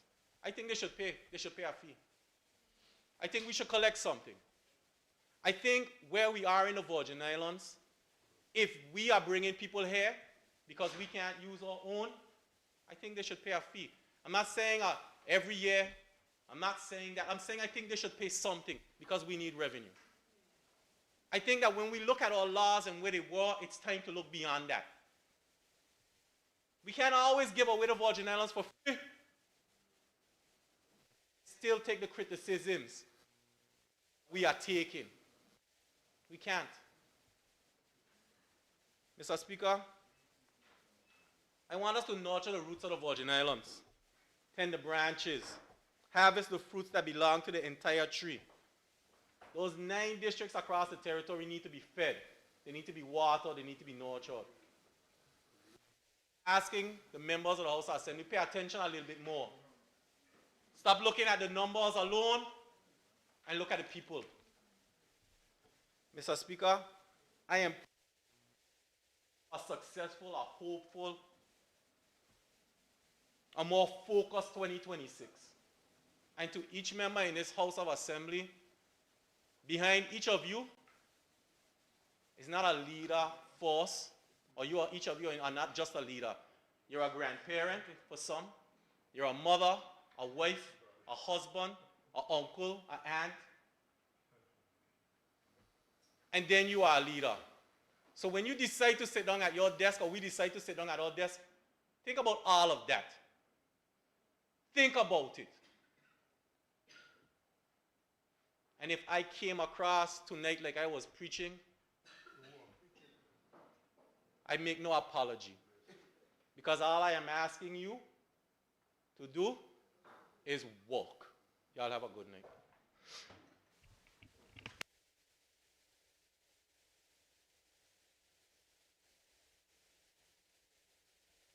Thank you. I call upon the Minister for Health and Social Development.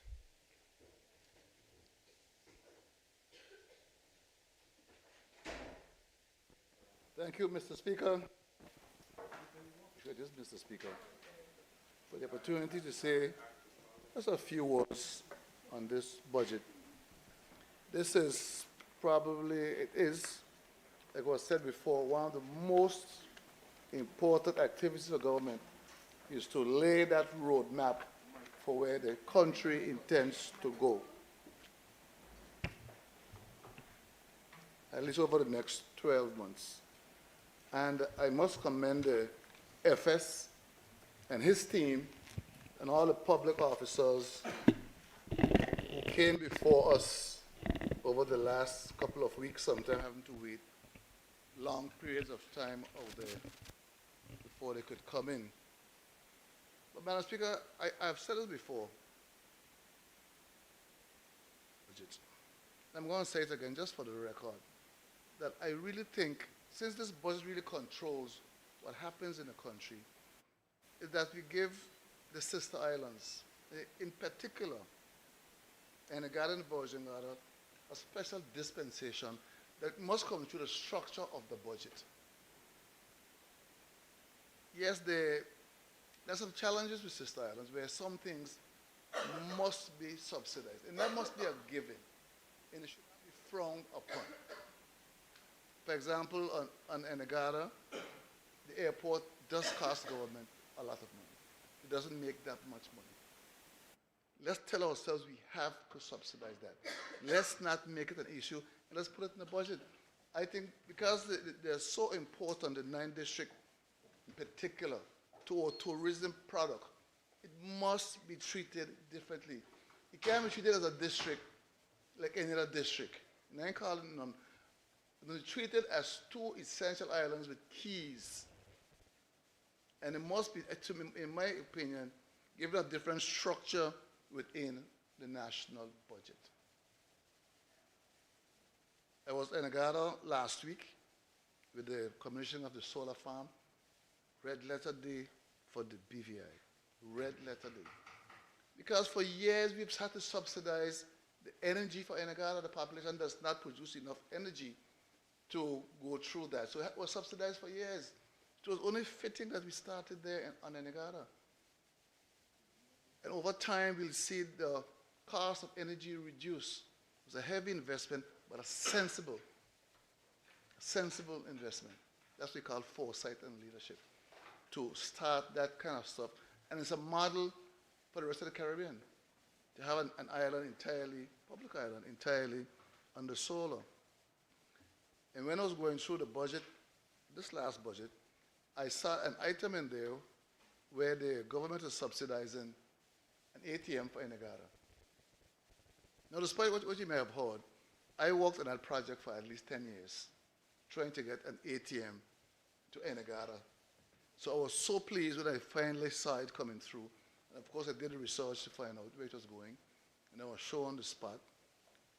I went to the at-large minister last week to see it, because I was told a contract was signed last Wednesday for the installation of the ATM machine in Anegada. Now, it may seem like not a big deal to anyone, but it is. Because a lot of persons these days are not walking with cash. They walk with their cards. When you get to Anegada, or we don't take cards. Or some people, that little ATM machine is a game changer for the island of Anegada. And at last, Member Smith was there with me. It took her along. And we also visited the dock over there. And the reason why I'm saying that I think it requires special dispensation, because sometimes the sister islands, I wouldn't say it's willful, but they often get missed out, overlooked in circumstances. They must commend, in particular, the Minister of Education, who must say, made sure Clady Creek Educational Center was well taken care of. We also had the Emil Denner Community Center, well taken care of. The Minister for Communication and Works has about $13 million in the budget. A portion of that money, and I can't say exactly how much it is, a portion of it will be going to doing the back road in Anegada that we've been talking about for the last 8 or 10 years. I was told the work is ready to begin, and will begin as early as January. They have to go and prepare the roads, because over the years of grading, they have dug a hole. The road is now down into a hole, so to speak. So we got to build the roads up and then put the concrete on top of them. Yes, they're going to do the work come January. There are about 22 or 23 contractors are already lined up, ready to get that work moving. Some heavy equipment has already been mobilized, and so forth. So, Madam Speaker, I'm going to be going between my ministerial responsibility and the district responsibility. So I just started with the district because I really want to get that in, that I do believe that the sister islands could benefit from more direct engagement through the budgetary process, as opposed to leaving it to persons to decide what they're going to do. Before I leave Anegada, in discussing some things with some Anegadians recently, and it was mentioned several times in here, and member for trade, I have to implore you to really look at trade. In your presentation, you mentioned the challenges Anegadians have with transportation and the cost of boxes and the cost, everything is so expensive. And in discussing this matter with some Any guys a few days ago, they said, what you're talking about is your fault, why we don't have a ferry of our own. I said, what do you mean? And they went on to explain to me this gentleman who went through all kind of trouble to get a barge and a ferry for Enigadian. Because they know for you to really walk, the best thing to do is have the ferry depart in Enigada. So the best ferry to service Enigada is a ferry based on Enigada. The gentleman went through do all the work until he came to a trade license. Until this day he stuck right there on that trade license, you see. So we got to get that fixed. How long ago? It's going to for at least 4 months, I was told. At least backward and forward, backward and forward. Because it's have this catch-22 that I've seen with trade. And I think you saw a letter from the other day, this lady in my district. She went to trade for a trade license, and they told her they need a storefront. She went, she got a storefront, she got it all fixed up, started paying rent. Month after month, back and forth to trade. Month after month, she's paying out her pocket and can't make a dime. She wrote to trade and said, keep your stinking trade license, essentially. She said that. So I don't want it. And we can't do that to our young people. I was so heartbroken. I said, why didn't you call? Why didn't you let me know, somebody else know? He said, I didn't think I need to call a minister for a trade license. It is clear what the policy is.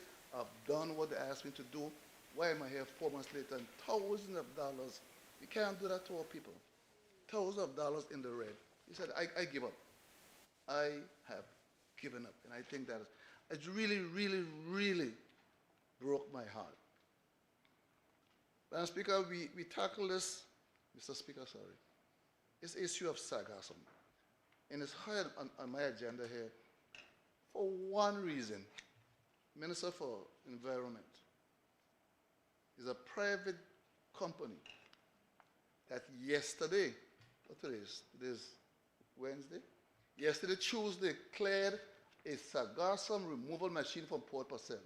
I'm going to urge you to get to that company and get a partnership, because we can't go through this here in Hanson Bay we went through last year. We cannot do it, Mr. Minister. Get to that company, get an agreement early. I always call sargassum the every year surprise. It is coming every year, every single year, like the first time we know it's going to come. It is going to come. It is coming. As a matter of fact, they forecasted this year going to be worse than last year. And last year was bad. And if it's going to be worse this year, next year, then this year, I'm telling you. And the water plant has said to me they're going to extend the pipe out a little further. But I'm going to give you a little advice, because I live there. I see the sargassum. I live with the effects of sargassum. If you're going to extend that pipe, do not extend the pipe straight out. Do not extend the pipe to the left. Extend the pipe to the right. The water currents take the sargassum to the left, leaving Hanson Bay. Exactly where you currently have the pipe. Shift the pipe to the south and you'll have cleaner water to deal with than before. I commend the Minister for Works for his effort to help us improve this long standing water problems throughout the territory, all districts. But I see the work he's doing. I know it takes time. I see he's changing out all those old PVC and metal pipes and putting in, let's call them the black pipes, the DPP pipes. This is an important thing to do all over the territory, because I can tell you from my observation in my district, those guys spend more time digging up pipe and fixing pipe than anything else. Sometimes I feel so sorry for them. I remember sitting on my porch at my family Boxing Day luncheon and watching those guys. They guys were at home with their families. They were out on a backhoe fixing a broken plastic pipe. Those other pipes don't break so easily. They last for years and years and years. Let's get these pipes changed out as quickly as possible. You started, and I commend you for that. But let's get this thing going on as quickly as possible. So the ministry this year received $89,769,700. which is approximately 15.96% of the overall budget. Of course, it will look big, but most of it goes to NHI, 40-something million dollars. And what we intend to do is to carry out our mandate, which is no easy mandate, because the ministry goes from the cradle to the grave. And our mission at the ministry is to provide a caring and integrated system of health and social services that facilitates human development and improves the quality of life in the Virgin Islands. That's our general mandate. And for 2026, we have some key things that we want to achieve. I'm going to go through them one by one. We want to do some legislative reforms for the sexual offenses project. We started this project. We got to get this register and this bill through the House. I know we are significantly advanced, but I hope to get it through very shortly. I think by first quarter, hopefully it doesn't go into the second quarter. We need to get this done. Social Protection Act. Again, we have to look after our people. Social protection is one of the most important things that we need to do. We want to get our 911 legislation done. Get it integrated, get all the services, the fire, police, everything on one, and to bring it to 24 hours. We've done the testing. It's important when something happens, we can react quickly. You call one number, they know where you are, they can get there in record time. In line with the environmental minister, we want to bring on a plastic litter reduction container deposit act. Yes, it's been said many times, the country, I'm not going to use their words, is not as clean as we would like it to be. We are committed to doing our part to make sure the country looks pristine all over. We're also going to work on the adoption of the model children, or the care adoption bill, to get that up and going. We're going to continue repairs and upgrades to healthcare facilities to ensure accessibility and resilience in health. And I'm happy to see that we still retain that money for the Iris O'Neill Clinic. We just had the AC has been replaced, brand new AC. We put a special coating on it because being in a location where there's high salt air in Sargassum, the corrosion factor is very, very high. So we put the extra coating to make sure that this AC unit would last quite a long time. The tender for the roof, I was told is still financed. They're waiting for the holidays to go over to put out to tender. The roof's supposed to be a long-lasting roof because we cannot fully outfit that second floor of that clinic up there. And we're going to do it. We have to do it. If we're going to improve healthcare delivery on Virgin Islands, we have to do it. If we're going to get a nonsense clinic open, we have to make sure it stays open now. And I hope that doesn't become a battle. There are always the issues of short staffing or not this or not that. We have to solve the people. We're here to solve. Sometimes we have to get creative with how we do that. But let's make sure we keep that clinic there open. So we're currently using the field hospital, thank God for the vision of the late Calvin Malone, to bring that field hospital in case we ever have an issue like this. This was bought during COVID. It's actually a 40-bed field hospital. Some people like to be derogatory and call it a tent. It's a field hospital. That's all the facilities of a regular hospital.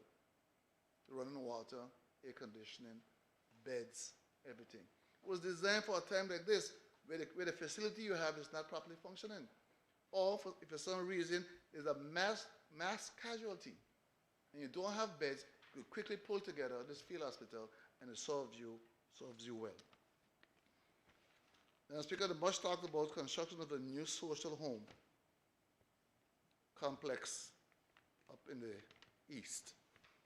The documents were brought in just last week, and we're going to make sure we get that moving early in the new year. Promise the Premier, we're going to have that to him before Christmas in 2026. It's a badly needed facility. It's going to be the first of its kind, and we've agreed, Madam Speaker, to make it a green project.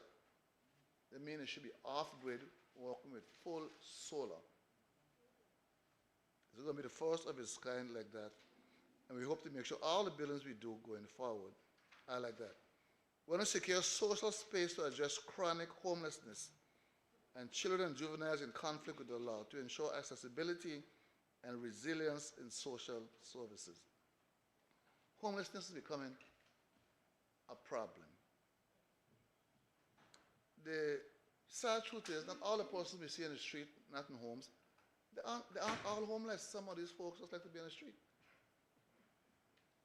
Some do have homes, and you say, well, where do you go home? I like to be out here. But it is something that is an eyesore for some persons to see this person, something they're not well kept, they're dirty, they're smelly, they're aggressive. So we're taking this very, very seriously. We're looking at properties we can acquire or rent to make sure you have a place to put them where they can be cared for. One of the things we pride ourselves in is taking care of our people. We're also going to look at repairs and upgrades to the community centers to ensure accessibility and resilience in social services. We have quite a few senior programs, and I so enjoy going to those senior programs. We're trying to roll out some more, particularly in Sister Islands and also in Rotown. Hopefully we have those in Rotown up, the one in Rotown up in a few months. I was invited just last night to a seniors program in the 2nd District. And this is not a government-funded program. I was invited. Sorry, an honorable mayor was invited because they know I enjoy and I appreciate their company. I appreciate what they do. And if you see the crafts and things that they did last night and the activities that they put on down in the 2nd District, because it's not a government-sponsored event. It's just senior citizens coming together, realizing that they're sitting at home doing nothing. And I wish more persons would take initiative like that. And they do a lot of activities. One of the things they do that they really like is cultural activities, particularly along the line of baking and cooking and knitting. And I remember if you looked at the tree the Christmas tree last night, all those ornaments were handmade by our seniors, the Oasis group, from toilet paper rolls and paper towel and toilet rolls, the HAPA. Use those to create some things you can sell. All seniors are our culture bearers, and it's so important that we keep them together, keep them in their own company, doing things. If it's even one day a week, I beg it at least one day a week, ideally 1, 2, or 3. But if it's on one day, we bring them together. I enjoy my company with them, and they enjoy their company with each other also. And last night was just fantastic, and I thank the member for the second, for he has been working with them out of his own pocket, making sure that they come together and are provided. We'll do our best to assist the best we can in the new year. So all community centers are the centers where these things usually take place. We've commissioned quite a few community centers since I've been minister. We continue to bring more online as time goes by. We want to develop 911 emergency call handling protocols to improve coordination between emergency services, that is police, fire, ambulance, to reduce response time and improve efficiency.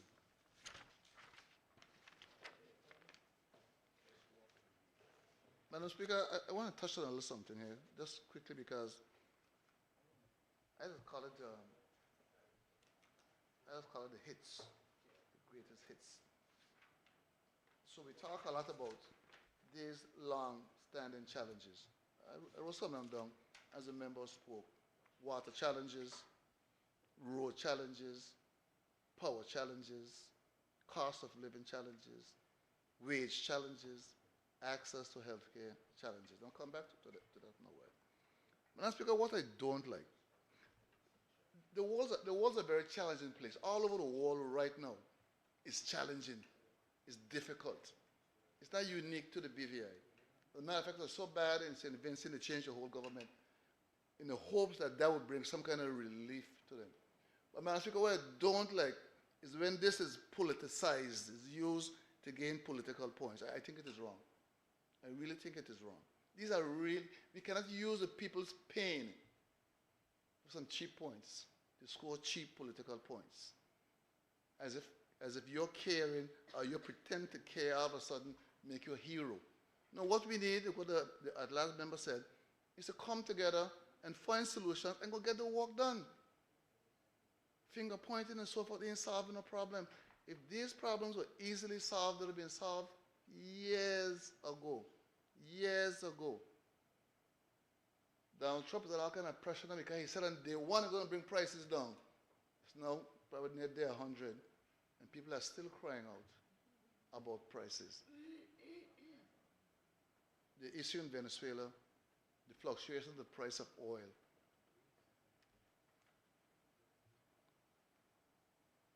We're going to come to that. Madam Speaker, a lot of people don't really go through the budget. And I don't necessarily blame them. It can be a bit boring. But if anybody can get their hands on a budget, I'm going to give you just a few pages. I'm going to go through them to look at. And it starts on page 342. If you just go through 342 to 353, it'll give you a pretty good idea of some of the major things that we're going to do in this territory. Look at the first one here. Police infrastructure and development. On top of page, scope. To undertake development work at the Rotown and Virgin Island police stations.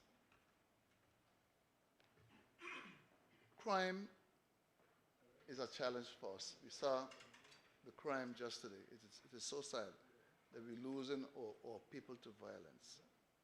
And we have to support the police the best we can. And it's important to make them comfortable, but what I didn't see, or maybe this is budget, one of the things, particularly in Virgin Island, the police really desperately need are some vehicles. They're willing to go out, they're willing to make the runs. In fact, I used to see those guys making the runs all hours of the morning. You think I didn't see them? I have cameras. You drive across 2 and 3 in the morning. I used to feel so safe. But then I noticed it stopped. When I asked the question, I said, Minister, one vehicle down, the other one on the AC, and all sorts of stories. They need, apart from being comfortable, that's good, but they also need vehicles. Now, I did ask the question during standing finance, and I was assured the second time that the vehicles are coming soon, and that for sure Virgin Island will get their share. Well, you know, I missed them driving around, so I'll be looking to see when they come around. Page 343. And this one I particularly like. Because I just spoke about fuel, oil prices, and the cost of food. Construction of hydroponic farms on Virgin Island. This here was mentioned, was started under the deputy speaker. There's some farmers, there's some amazing farmers on Virgin Island, but they need some help. So when I saw this in here, I said, yes. We're making some progress. We're making some progress. I would like to see this expand though to Enigada. There are some very serious farmers in Enigada too. They just need a little push, something, a little fencing, a little pole. Get them get some water. And you'll be amazed. But I should be making a start. And I'm pleased that we're making a start. I'm very pleased. Food security is important. I was by the prison very recently, and I was surprised to see what the prisoners have done up there with their pig farm. I have to share those pictures. I didn't realize they had pigs still, because I never heard a soul say that they had pigs up there. I was by a restaurant one day, and the owner said, I have sauce today from your farm. I said, I don't have a farm. He said, you're over prison? I said, yes. He said, well, the prison is selling pigs, so I had to go up there to find out. I was amazed. It was over 127 pigs at that time. Over 127 up at the prison. Nice looking pigs. I know that they're doing some chickens also. Someone donated some chickens to them. So they're going to soon start producing a lot of eggs. And I heard that they got a second batch of chickens. Now I want agriculture to really work with me with the prison to get that up. They have a lot of farmland up there. You just fix the road going to the reservoir. You can get a water across there now. They can do a lot of stuff up there at the prison ground. The prisoners are willing, the supervisors are willing. The example is there with the livestock, the pigs that they have.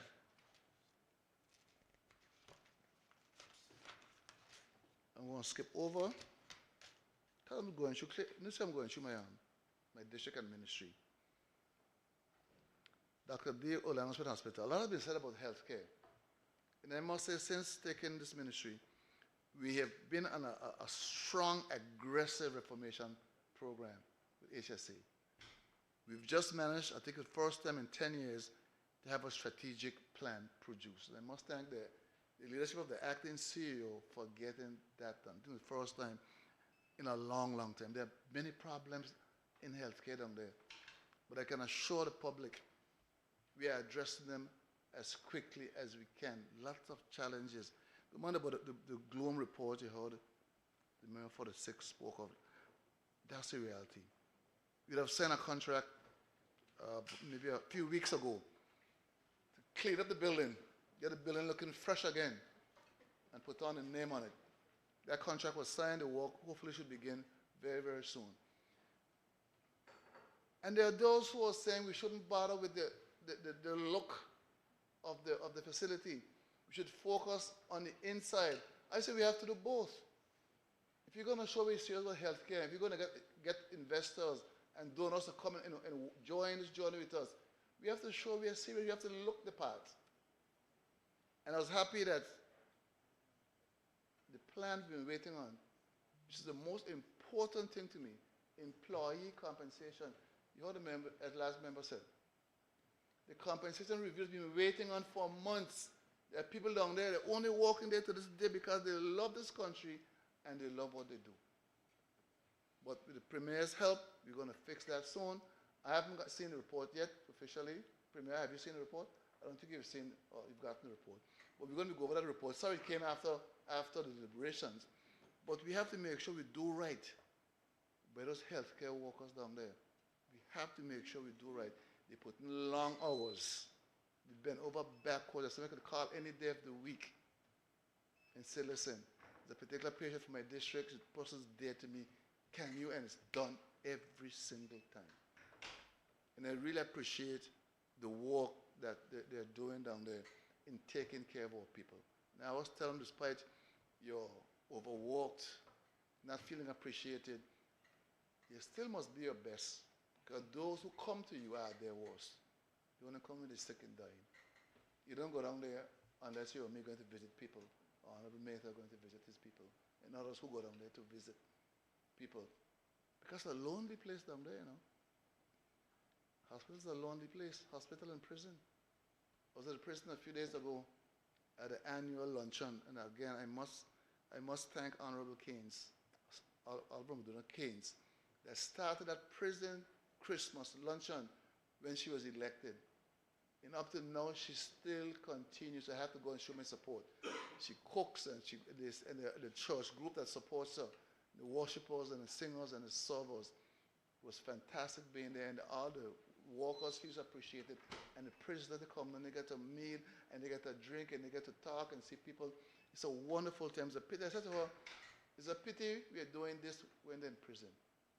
So I'm looking for some partners to help me put on a few events for the youngsters where we could come and mix in a safe environment out here.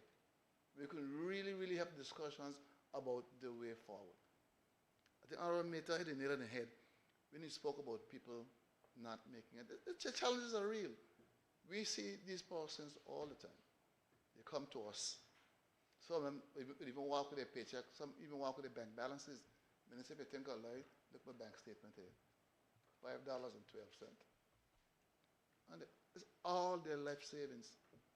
I ain't come to you because I want to. I need to. Because I am broke. We see it all the time. So these persons, they have a challenge making money. They have a challenge managing their money. Because a priority is a funny thing, you know. Some people, you want to do what you want to do. Even though, you know, what do they call it? Keeping up with the Joneses. You want to do what everybody's doing. You don't want to feel less than anybody. And you end up hanging your hat where your hand can't. But that's the reality. It's the reality of where we are today. People want to feel like people. And it happened with children too. A lady called me last week and said, all the children come by me, ain't got no lunch. I said, what? So I called the principal of the school. I said, do you have a record of any child coming to the school who does not have lunch? The principal said, no. He said to me, no, I don't know of any case. I said, okay. Then I know what to do. So I'll be working with that particular restaurant to help defray the cost of feeding these children. It's not a whole lot. I mean, it's a small community. But one child hungry is too much, is too many. One is too many. So I told the proprietor of the shop, come, school is closed now, come in January, we're gonna sit down and we're gonna figure out something that these children get at least one meal per day, and I'll be helping them pay for that. Then we have 326 Long Look Social Home Complex. So I spoke about it a while ago. I'm so happy that we finally get it signed off on. The contractor has signed. He's handed in all his paperwork he needed to hand in. We should be giving him his mobilization, and hopefully he should be starting very soon. Also in healthcare, the money to design the new Greenland Clinic is in here. We'll get that design, and also one on Just Van Dyke. We cannot depend solely on Dr. D. Orlandson Hospital. We have to make sure the outer regions are also amply equipped to take some of the load off, and sometimes less critical cases will go to the outer clinics once we upgrade them. Of course, and one in the, I think I saw one in the western area. Yes, here it is. Yes, it is here. It is here, member. It is here, page 350. Western is there. So have no fear. No, we covered, no, healthcare is something for the territory. I'm going out to the district for a second. So we're going to make sure these facilities are all over, and we can't do this by ourselves, you know. That's what I'm saying. We have to go and seek partners. There's two ministries that must get the support of our agency. Is education and it's health. So we have to make sure we put our best foot forward. Let the person know we are serious about what we're doing. So we're going to design these things. So we have something to go and say, listen, I am trying to build this for the people of the west or the east or Virgin Gorda. Can you help us? I think our senior clinic would be the model to follow because that's more advanced. Once we get that roof sealed there, donors, I've already won some donors anyhow. That once the roof is sealed, I'll be knocked on your doorstep. Because they've called me already and say, Minister, I have some money I'd like to donate. I says, hold on to the money, please. We have some work to do. Now there's some funding in here for the North Sound Community Center. I think we need to, there's some money here for design, but we've done that already.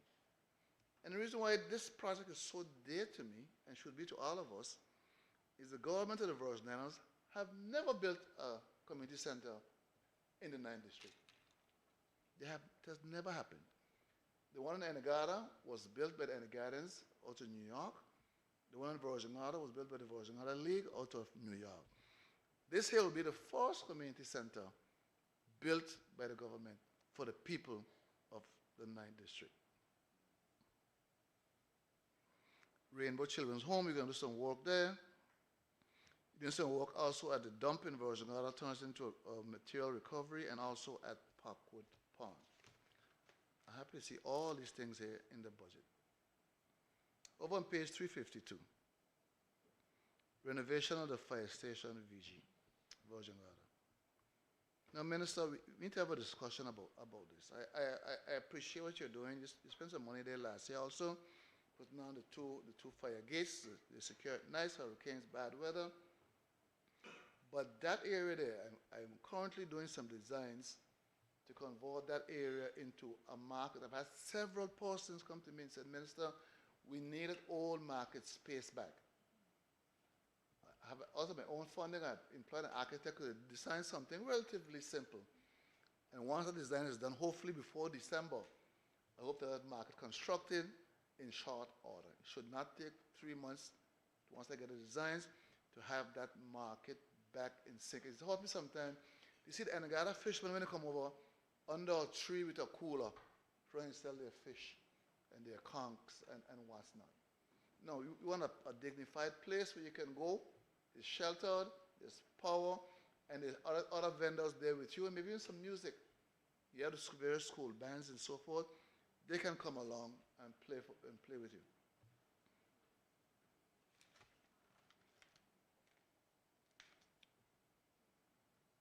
I spoke about the road infrastructure. Right now we have a tender out for part of the Long Bay Road. Hopefully that'll come in soon. A tender already awarded and one more to go out.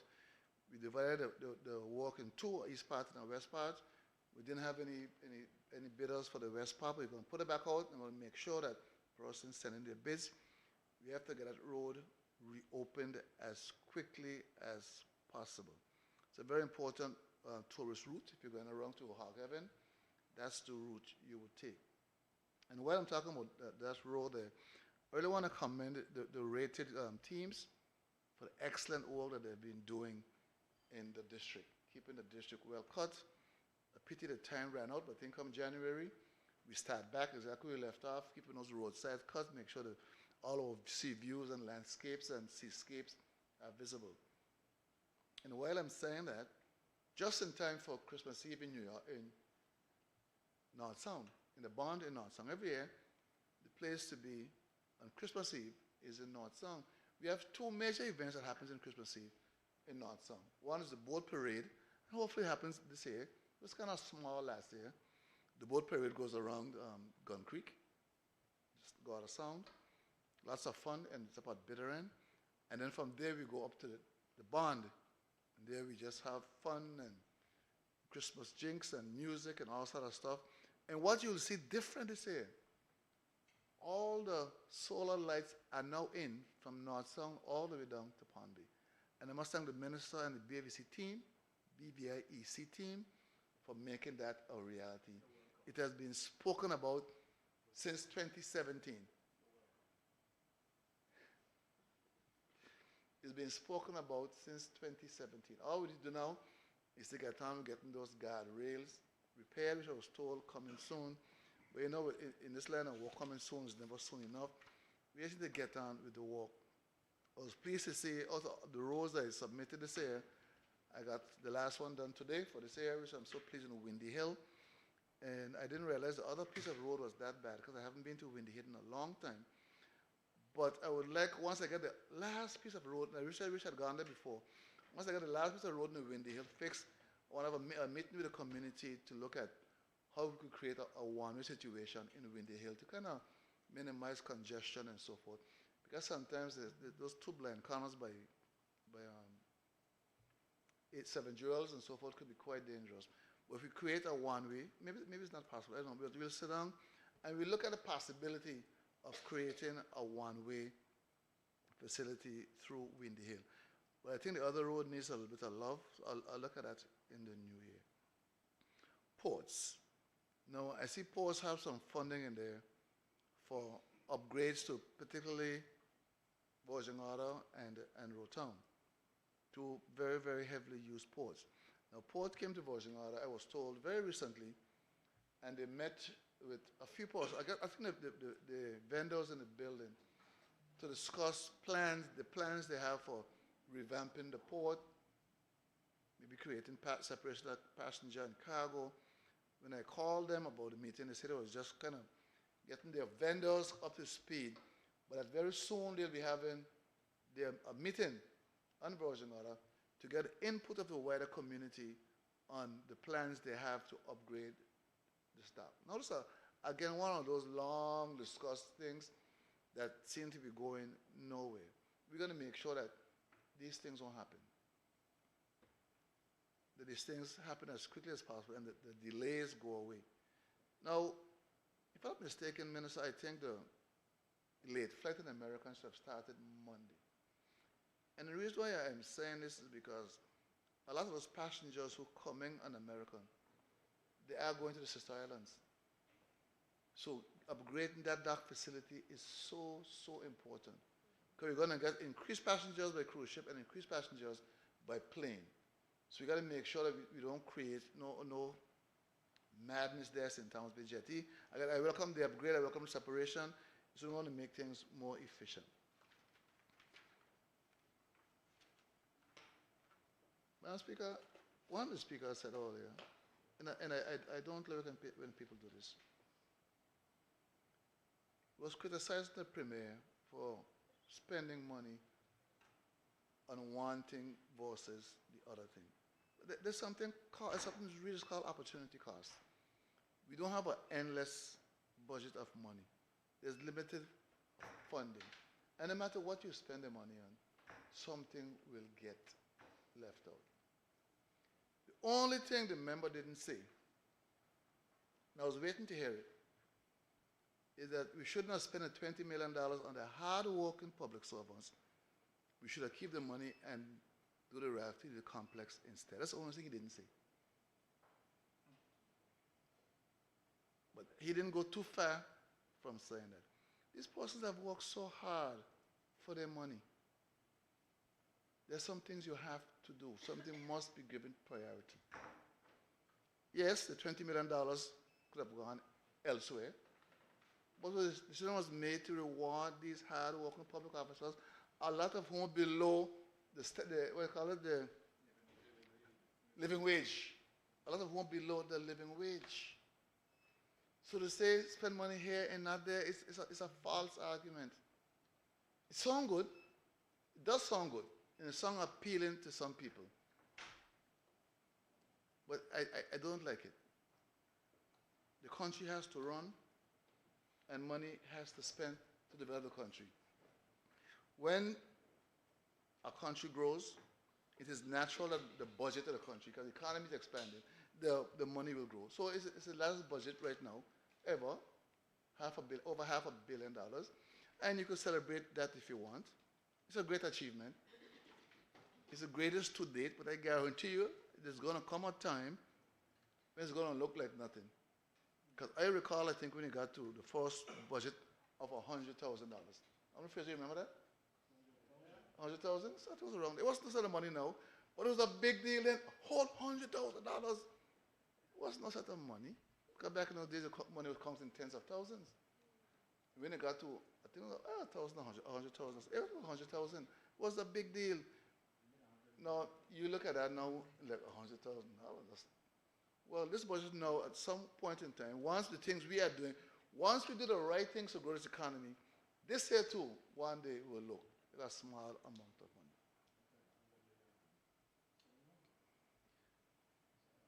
Madam Speaker, I am winding down. But there are a few things I must say. Because I was driving across, by the Red Cross this afternoon, I was going to cabinet, and a sign there caught my eye. I'm not sure who put it up, but some words on the sign really caught my attention. And I wish whoever put it up and everybody else would follow those things. It speaks of peace, love, unity, and progress. There should not be empty words at all. There should be words that we all embrace in here for our people out there who sent us in here to work for them. It shouldn't be empty words up on a billboard. There should be action words in here. So I hope whoever put it up will translate that into action in the House. Madam Speaker, before I bring greetings, Christmas greetings, I just want to, I really have to pass on my condolences to, first and foremost, the family of Elton Arnold Sprov. He was a close friend and brother who passed on Saturday night. Elton Sprov. I must pass on my condolences to his family, Gretlin, Rivon, Maria, Jenks, Clinton, and all his many, many family and friends. You know. It's really, really heartbreaking, and I really pass on my sincere condolences. So, Madam Speaker, having done that, I want to wish you and your team a Merry Christmas. It's been a hard, productive year. I look forward to working with you more again in the new year. I bring greetings to, of course, the people of the 9th District, the wonderful folks of the 9th District. The 9th District is one of the most dynamic districts around. It's one of the most outspoken districts around. Them don't play. They let you know what's on their mind. So I thank them for their wisdom in sending me to this house. May they continue to be wise. But I bring Christmas greetings to all the people in the territory, especially in the 9th District. May you have a joyous Christmas. We have activities coming up this weekend, or Santa Parade, one of our signature events for the children on Virgin Gorda. We also like to do for those families. We celebrate those who are here and those who may not have, so we do our ham and turkey distribution, just to make sure that No one should be going hungry this Christmas. And people may take the ham and turkey how they want. But I've always had a soft spot for persons who may go without. So I make sure not to leave anyone out. I try and do a big distribution that takes place between Friday and Saturday. On Friday, we have several concerts. We have the Methodist concert in the Valley, but we also have a concert at Sanctuary of Hope. Then we have, of course, the Parade of Lights. So I encourage persons, if it's one string of light you could find, put it on your car. This is our thing. Put a one string on your car and come join us. We start down on St. Thomas Bay, and we're going to go around the valley, end up by Sanctuary of Hope. There are prizes like televisions. A lot of persons lost their televisions on Virgin now because of sargassum. So TVs are a big deal right now. So we have TVs as prizes and other prizes and cash prizes. And I must commend Sanctuary of Hope for taking the lead on this area. I tell them once they start something, I'm going to support them and lend my full support to this activity. I enjoy it myself. Then of course Sunday is the big Santa parade. We start in North Sound. We walk our way down. You know the routine. We start, we bring the kids side of the road. We're going to publish the route Sunday, so you know where to bring your children. We have toys, lots of toys, hundreds of toys. We have drinks, we have cupcakes and candies, and there's different things for the children. Again, I want to make sure no child goes toyless this Christmas. So if there's one toy a child is going to get, make sure you bring the child out to get that toy. From us, and they get them little drinks, chubbies, healthy stuff, and so forth. I wish everyone a healthy Christmas and a happy and prosperous New Year. The key this Christmas is stay healthy. Wish you a healthy Christmas. Next year is going to be a challenging year. Trying to execute, because we got a mandate, we have to work. In next year, I plan to work really, really hard. The call came out, I heard it earlier from one of my constituents, about the need for more town hall meetings. And I do agree. It's just not as simple a thing as people may think it is. And it's not necessarily physical work. Sometimes the mental situation of dealing with a town hall meeting, the preparation, and what you think you're going to be faced with. So you get anxious about it sometimes, and you tend to shy away. And I just ask people to be kind. I think sometimes you're just too mean-spirited. And I understand things are challenging out there, but I think we should show a little more kindness to each other. A little more kindness, even our blogs, and I understand the frustration, but I think there must be another way. There must be other ways to express that frustration. Things are challenging. I know they're very challenging. That's why I go out of my way to support activities and persons and so forth. But let's show a little more kindness in 2026. Let's be a little more helpful. Let's work harder to make this BVI a better place for all of us. Thank you, Madam Speaker.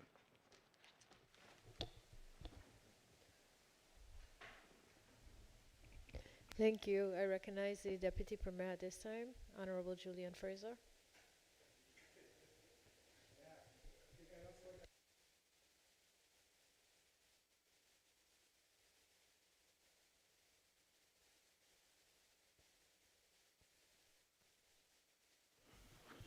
Madam Speaker, thank you for this opportunity to speak to the 2026 budget exercise.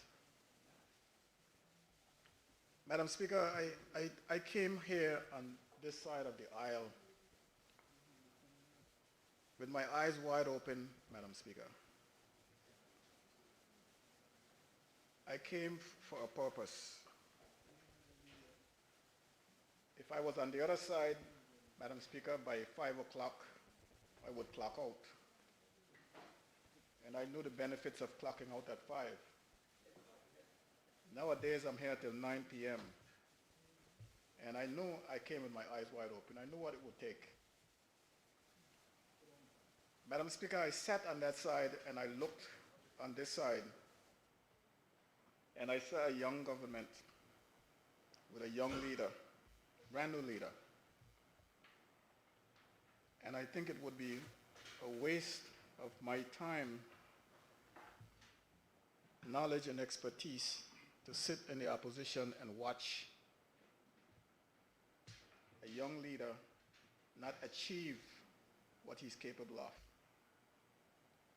And Madam Speaker, I think that if I was to sit here and allow what is going on to continue,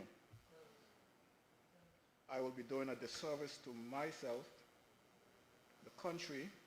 The disservice would be the fact that I have deprived myself of leaving at 5.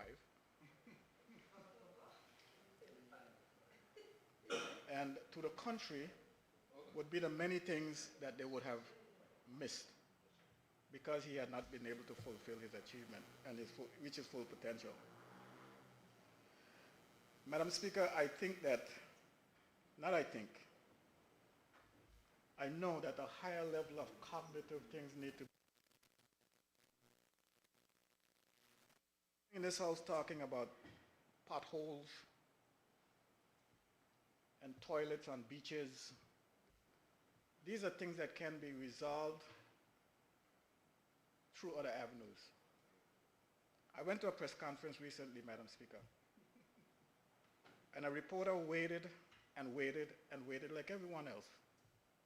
And when he got an opportunity to ask me a question, he was wondering whether or not I am satisfied or content to know that there's a sign on the beach saying no litter, but there's no trash basket to put the litter in. You have to walk 15 minutes to get to the trash basket. Madam Speaker, I wouldn't say what I said to him, but I'll say this. These are matters that can be solved in through other channels. The media sets out, Madam Speaker, some people in the media sets out to embarrass others. But it's a waste of time. We can be more productive if we do things a different way. I watched, Madam Speaker, I read, I took my time and read all of us side. I read it from the beginning to the end. And what I saw in that article, Madam Speaker, it tells me that it was the intent of the article was to tear down. Target a certain group, a demographic, and tear it down. We have to be careful of what we say in this house because we are being heard. And in many cases, we're being quoted. Madam Speaker, I saw in that article where they took the time to point out the flaws in our former premier and associate his flaws with members of this house to say that his comeback is underway. We have already started to make his comeback. Now I'm sure that if any member of this house was intending to do that, they'll find another avenue to do it. They'll find another venue to do it. But this is how they couch it, Madam Speaker. You know what has happened to this country? Something very sad has happened to this country. And in that same article, you can trace the origins of all this myth today.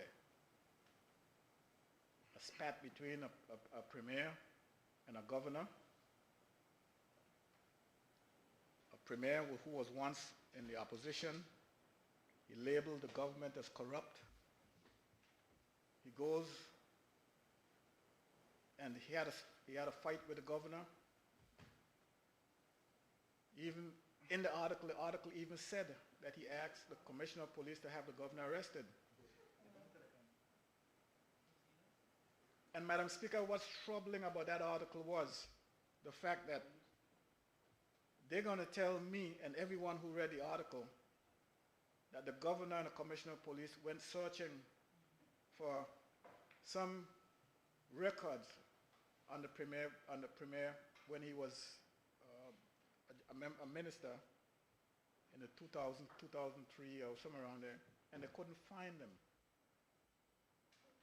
But at the end, the reporter said that she or he found the records. So how you make that make sense? How the governor and the commissioner of police couldn't find them, but the reporter could find them? The lies after lies, Madam Speaker. And they expect us to be that gullible to believe the things that they write. But by the time you get to that, the damage was done. Point I'm making, Madam Speaker. I sit here and I watch the leader of the opposition disrespect our premier. He belittled him. He says things about him that I don't think is becoming of this house. And I keep telling my colleagues in this house, be careful what you say, because it's a new dawn. It's not the old days when, we get up in this house and say anything we want. We got so many pieces of legislation that's governing us now since the COI came into being that you have to be careful. He continuously referred to the premier, Madam Speaker, as a party premier. I don't know what that means. I don't know if it means that you're not supposed to have fun anymore in life. Because if you do, you get labeled, and it's supposed to be a derogatory term. It's supposed to be derogatory.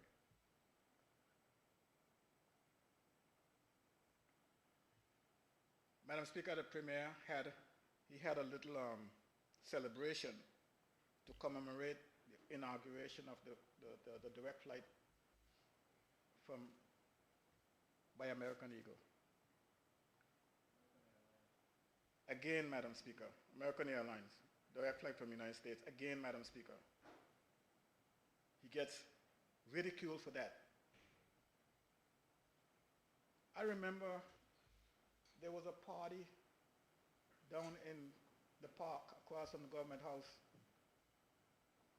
where John Legend, I think they brought in.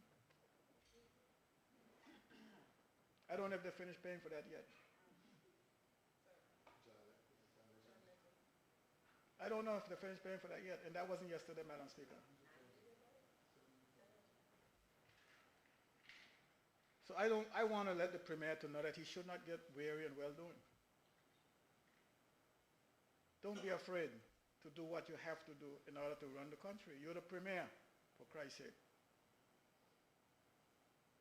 And don't have people disrespect you all the time wherever you go. You have to put a stop to it. If it becomes a war, so be it.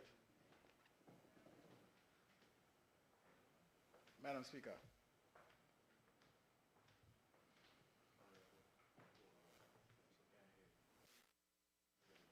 It's a conspiracy. They wire me up. I started talk. After a while,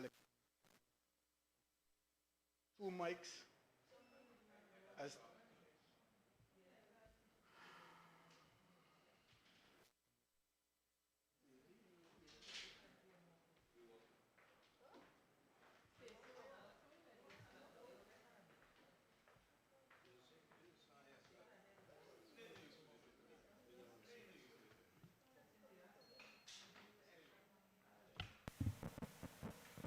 Madam Speaker, I don't know where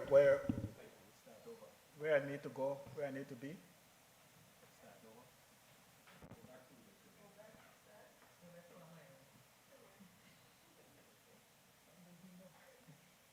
I'm looking for direction, Madam Speaker. What did I miss? What did the people miss? I waited a whole day, 2 days to get here.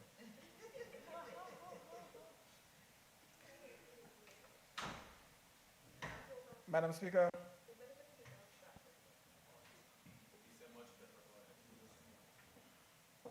Madam Speaker, I want to reiterate the importance of my sitting here, Madam Speaker. Madam Speaker, I didn't come over here for my health. I said a long time ago that I hated sitting with my back to the road. I didn't like sitting with my back to the road. But I did it nonetheless. And I got an opportunity. It wasn't the first opportunity I got, right, Sherry? I had an opportunity to come over here before. I didn't take it because I was still contemplating that 5 o'clock departure versus 9. But from what I said, from what I saw sitting over there, and I saw the premier, and I know he's competent, I know he's capable. But with age comes maturity, and sometimes you can't compensate for maturity with intelligence. So I came here, and I came here to make sure, Madam Speaker, that he gets his agenda executed. And this is the last year of his term as far as this House of Assembly is concerned. I watched that project has not been executed as planned, as fast as planned last year, and the help is necessary. And I'm encouraging all the members of the government on the government side to support the Premier in getting his agenda through. Your agenda is his agenda. So whatever you do for him, you're doing it for yourself. Like I said, Madam Speaker,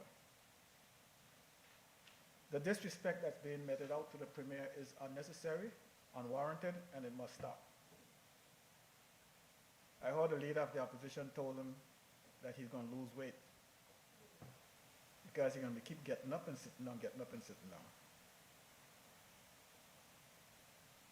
I could tell you, Madam Speaker, I've sat here with premiers, I'll name Ralph O'Neill. He would only get up once.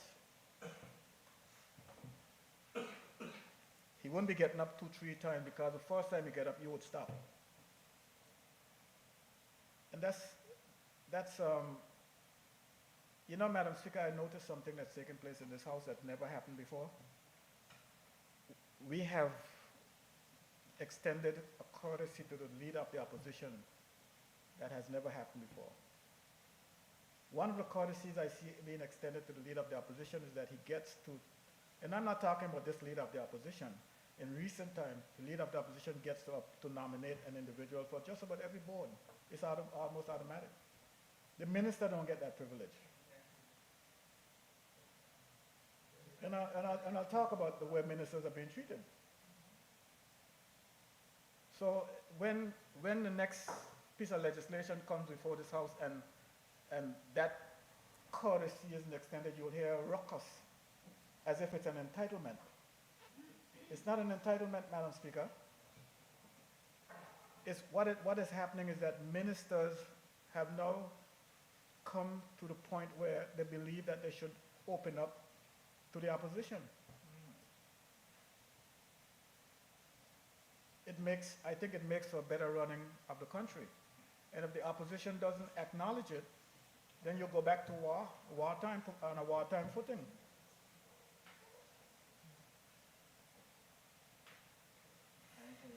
I don't wish to be a part of that.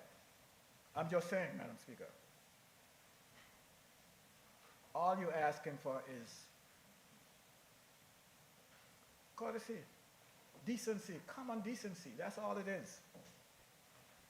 I don't think, Madam Speaker, I watch parliaments in like St. Vincent and the Grenadines. I just call them because I can prove what I'm saying. And I watch how the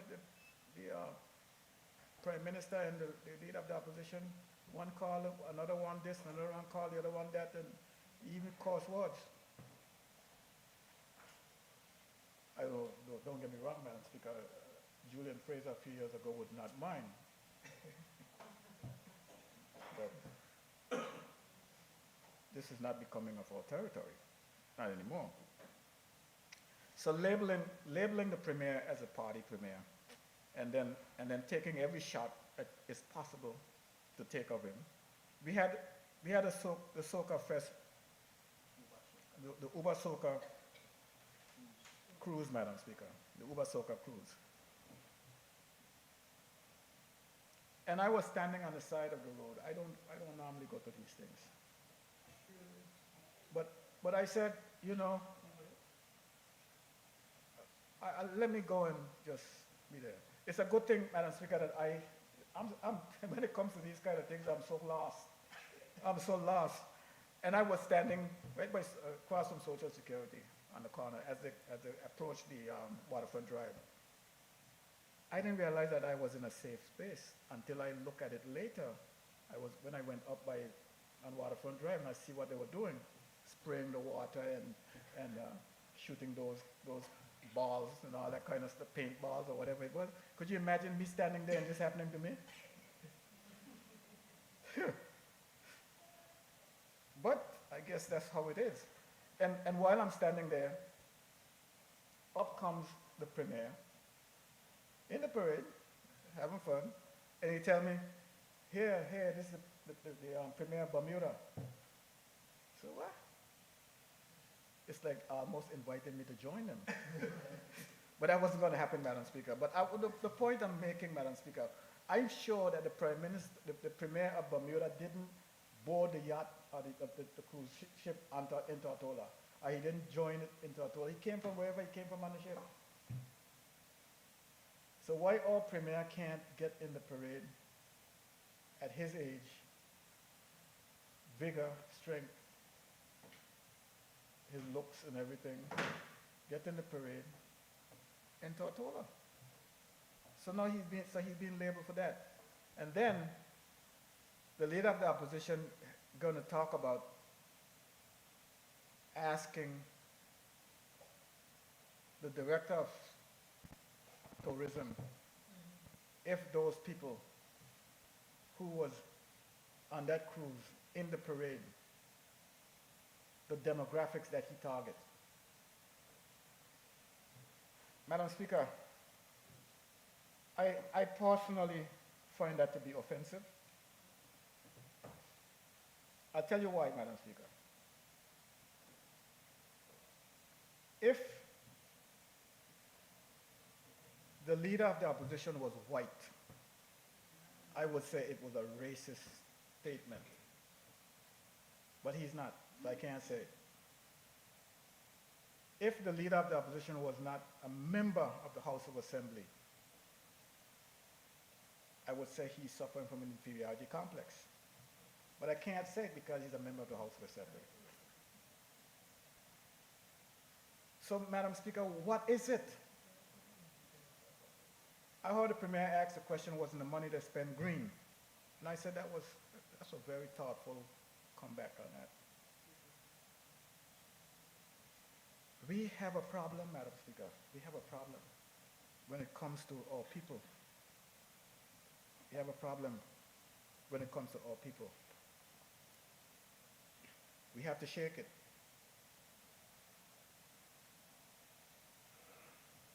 I go on, Madam Speaker. You go on. The leader of the opposition talked about the Premier and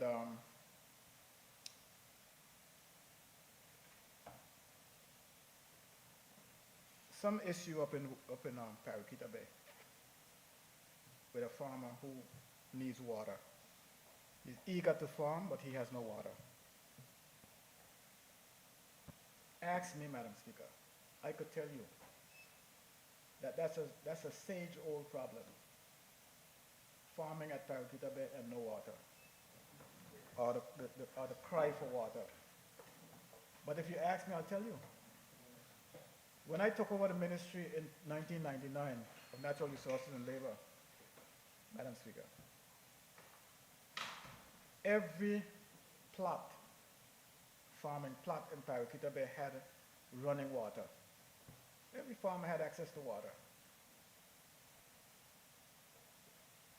Maybe 80% of the plots, Madam Speaker, were uncultivated.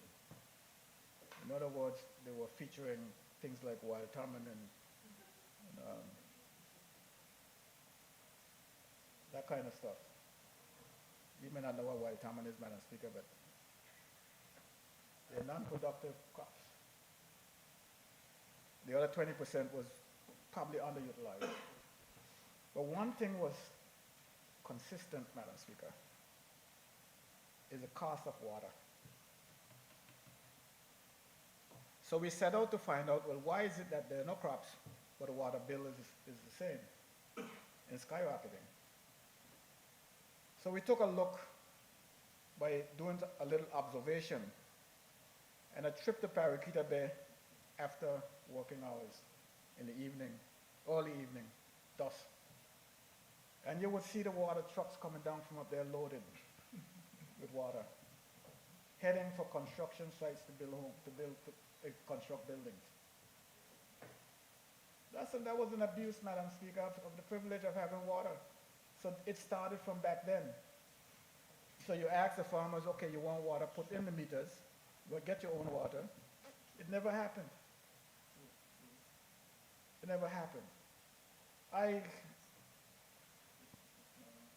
The deputy speaker, Madam Speaker, was a junior minister and he was working in agriculture with the premier. And they're making a gallant effort to resuscitate agriculture. The premier has even gone as far as to talk about and is actively in the process of getting a reservoir built at Paraquita Bay. And I know, Madam Speaker, this is common knowledge. He said it many times, so everybody knows about it. The process just takes long. I applaud him for building the tank because I know one thing. He would never have a shortage of water for that tank. And I told him I'll tell him where to get the water and it's going to be free. Yeah, as much water as he needs, he's going to have. He'll be able to, not needs, if he wants, because I don't know what they're going to do with the water when they get it. But it would put silence to a lot of people. It would shut a lot of people up, Madam Speaker. Because if they will have the water then. Let me see them go to farm. Fast forward to today, Madam Speaker. That was back then, the issue with the water. What happened to the plots today? My understanding is that there's a mini hotel.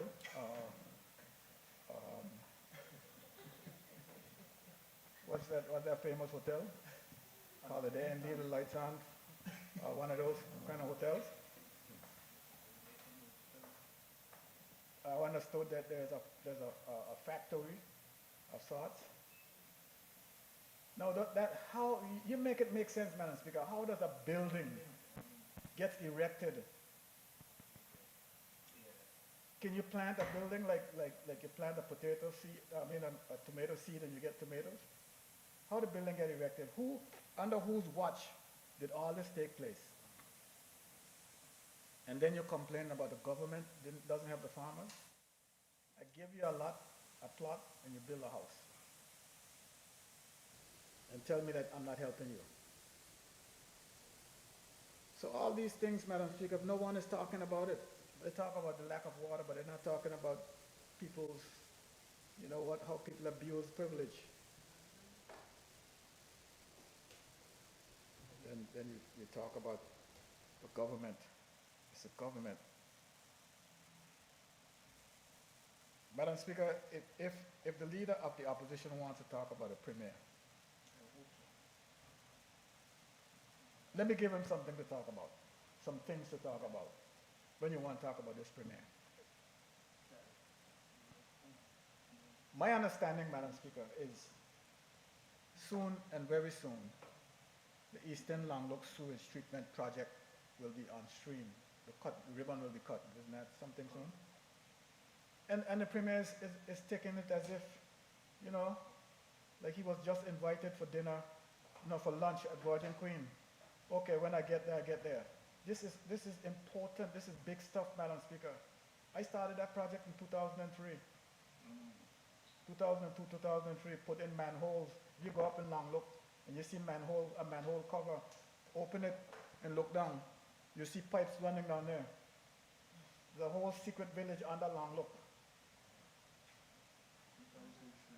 From back in 2002, I started that project, Madam Speaker. I came back in 2007. We went up Parent Town, coming down with pipes. This is this. You would imagine, you would figure, Madam Speaker, how many administrations were in between 2003 to now and couldn't get that project finished. And he just came. And he's going to now start cutting ribbon. I went a step further, Madam Speaker. When I came back in 2007, I got the sewage treatment plant for them free. So when you go up Paraquita Bay and you see that sewage treatment plant, I got it for them. Free. So when you want to talk that. If you want to talk about the Premier, talk that. Those are the kind of things that he's doing. Mahaj said, when a fowl eggy cackle. So when you do something, you must let it be known. You should have public meetings up in Longlook with the people telling them all this stuff. When they run around talking about him being some party premier as if that's what he does. It's not what he does. I watched this premier, Madam Speaker, to show you the size man he is. His opponent in 2019,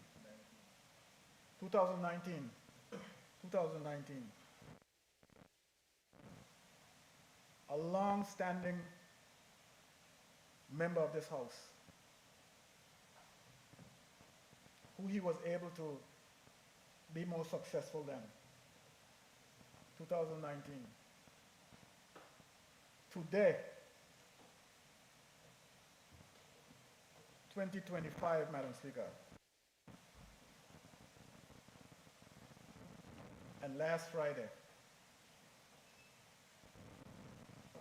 that opponent, former opponent, stand on stage with him, shaking hands, taking photographs. He sent him to Belém, Brazil, to represent this country. That's what the Premier did. That's the bigger man he is. And it speaks volumes, Madam Speaker, to where this country, where he's heading, because the tendency is, my idea is always better than yours. So no matter what you did, when I get there, I'm going to scrap it. And I'm going to start over. That's what's been happening in this country. That's why we are so far behind. No. Out of this whole thing about the Climate Change Trust Fund. So let him continue. He knows more about it than all of us. We don't feel threatened by him being there. As a matter of fact, and I hope that come next election, he'll be standing on the VIP platform. Whether as a candidate or supporter, what it might be.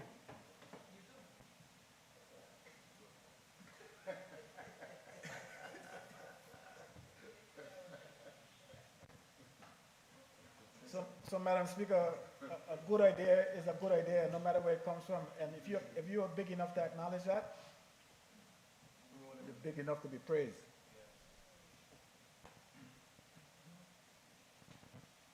So tell him talk that, Madam Speaker. There are a lot of things to talk. Madam Speaker, the leader of the opposition went to all lengths, and this is not the first time I heard him with it, talking about naming the Caribbean countries. He started with Jamaica, and I think he ended with maybe St. Kitts and Nevis. All the resort developments that they are having and we're not having any. And that is not true, Madam Speaker. What is not true is that the part about us not having any. You can't get the leader of the opposition to fix his mouth to say that we, as a territory, should be heading towards self-determination. You can't get him to fix his mouth. You're always talking about educate the people. At large member, Ronnie Skelton asked a good question. How do you know when the people are educated? Is there a test that you give them? Of all the things that we say and all the things we do, that's education, Madam Speaker. If you meet someone and ask you, when we become independent, are we going to still use the American US dollar? That question is being asked, Madam Speaker, not because they haven't heard an explanation to that before. They want to hear what you have to say to see if what they heard is true. So all you need to do is say yes. You know the answer. But you assume automatically that everyone else besides this person that asked you that question has the same question to ask. We have to be careful. We have to be careful, Madam Speaker.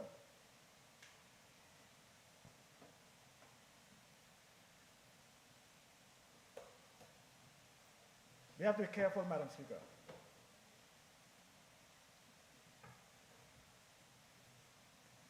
We have worked in this country. We have worked. We have seen the darkest days in this place. Our greatest fear, Madam Speaker, is that we're going to creep ourselves back into those dark days. And the younger generation has better take note. They have to take note, Madam Speaker, because what happens is this. You see people out there on the street, and it doesn't bother me. Fraser is old. He needs to go home. Why doesn't he leave a younger person take the job? Hey, that's okay. That's okay, Madam Speaker. But I tell you what happens in these cases. It's not just in here. It's an international phenomenon, Madam Speaker. You think that where we are today is the first time we've been where we are right now? I don't think so. I think we've been here before. It's just a matter of rolling back the times. My impression, Madam Speaker, of what I see, I'll take the public service as an example. My impression of what I see, Madam Speaker, is that in the public service, it seems to me as if there is no mentoring. It seems to me, Madam Speaker, as if people are hired and they're put in a room with a big table, a lot of files on the desk. No one walks them through a process as to what should happen to those files, how you process the files. And of course, these people are educated with no work experience, but they're educated people. They can go through the files. And they come up with their own methodology as to process these things. So by the time they reach 10 years on the job, understand how to do it right, it means that if they had gotten the mentorship that they needed, they would have been 20 years ahead instead of 10 years behind. So watch this. Those of you who are new to the House of Assembly, and you watch what happened in here during the time you were here. And compared to the time when I'm gone, and you see how much you have to cover. You can get it covered, but you're going to have to take some steps back to get there. And that's the kind of problems that we're having. You sit there, you watch the guy. I remember, Madam Speaker, when I was an architect draftsman. You go into a room, a big room like this, tons of draftsmen in there behind the desk, drawing and drawing. And I'm young. I used to be young one time, so don't get fooled by my age.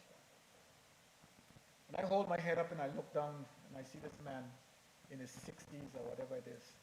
And all I said to myself, that old condemned member, why he don't go home?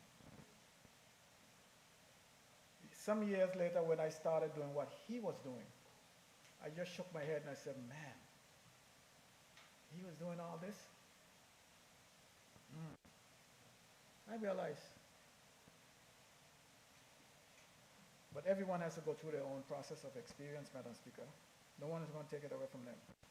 But I started out by talking about these resort developments in all these other Caribbean countries. The one thing that the leader of opposition failed to mention is that all these countries have something in common that we don't have. These Caribbean countries are independent. If you had gone down the Caribbean 20 years ago, you saw conditions maybe 10 years. And try to compare it to what you're seeing today. The opportunities have ballooned, Madam Speaker, for those Caribbean countries because of their independence. CARICOM is the union of CARICOM and OECS is working miracles for those countries. That union that they have. We are associate members. We're not, we are not with them. We don't have a representative at the United Nations. We don't get the ambassador for Japan, or Taiwan, or Korea, or China, and have direct discussions and negotiations with those people. We don't. What we get, Madam Speaker, is for all Minister of Communications and Works to go to JMC in London and having to tell them or ask them to disassociate the Bowen Airport runway extension from the Bowen guidelines. And they're telling him some stuff where they want this and they want that before they do that. We're not asking them for the money, which the United States would have done for the Virgin Islands, the United States Virgin Islands.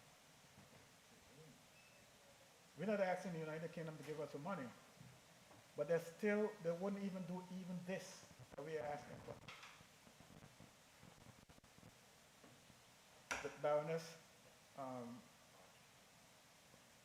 Hodge came to Tortola and all she could talk about is how beautiful the island is and we should concentrate on tourism.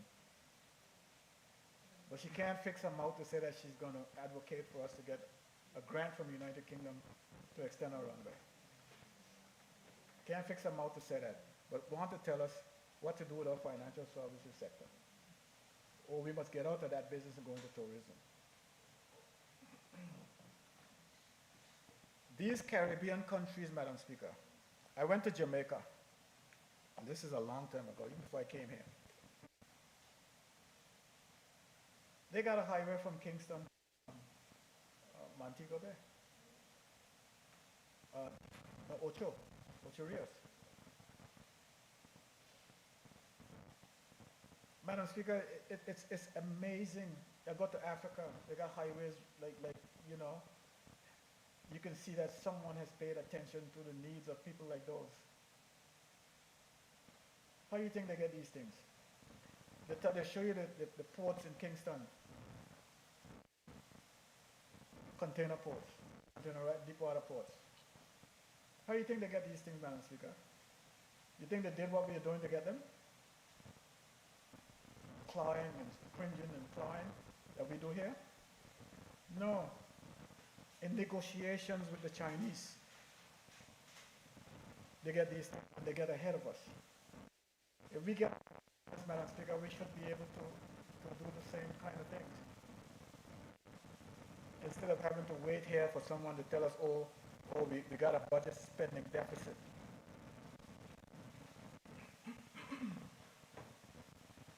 No, Madam Speaker.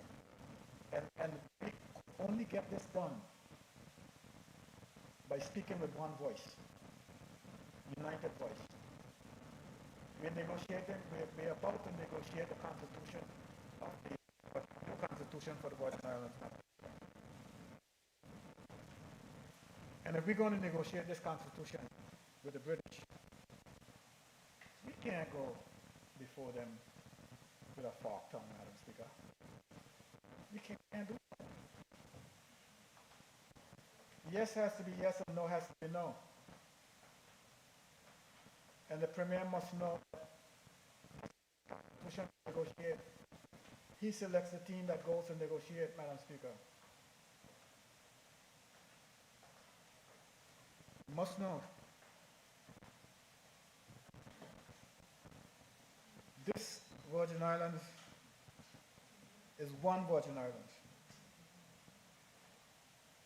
There are people who are not going to be happy, and for what reason are they're not going to be happy, I don't know. I don't know. But they have their rights. It's a free country. If I say yes and you what there should be yes, no. But it's all to do about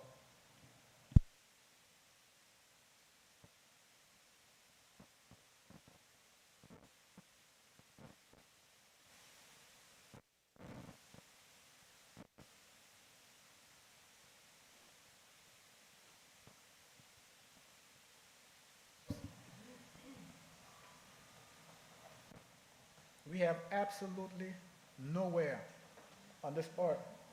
One time some years ago, Madam Speaker, before 2003, one time some years ago, before 2003, I asked myself, I looked around and I said, you know, the Virgin Islands is the only place that I can really go. I look at my neighbors in the United States Virgin Islands, they could all run to the United States. We only have here. And then the British decided to make us citizens of the United Kingdom and give us a passport. But if you really want to find out whether you're a citizen of the United Kingdom, just happen to stumble in the UK without that passport and see who you are. Unlike their own people, who are always United Kingdom citizens, with or without the passport, you're not. If you don't have that passport, you're not.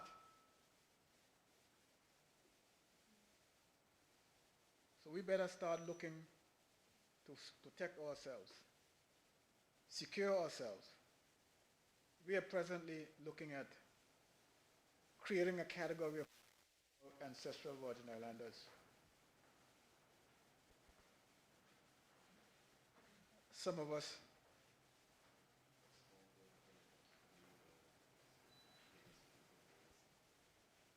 so what should I do?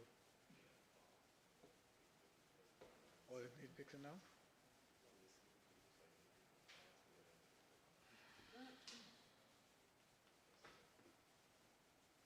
How come when Lana was speaking, it didn't mess up? You think she has something to do with it?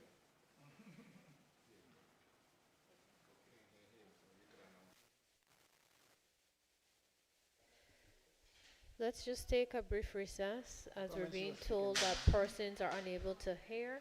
So we'll take the recess.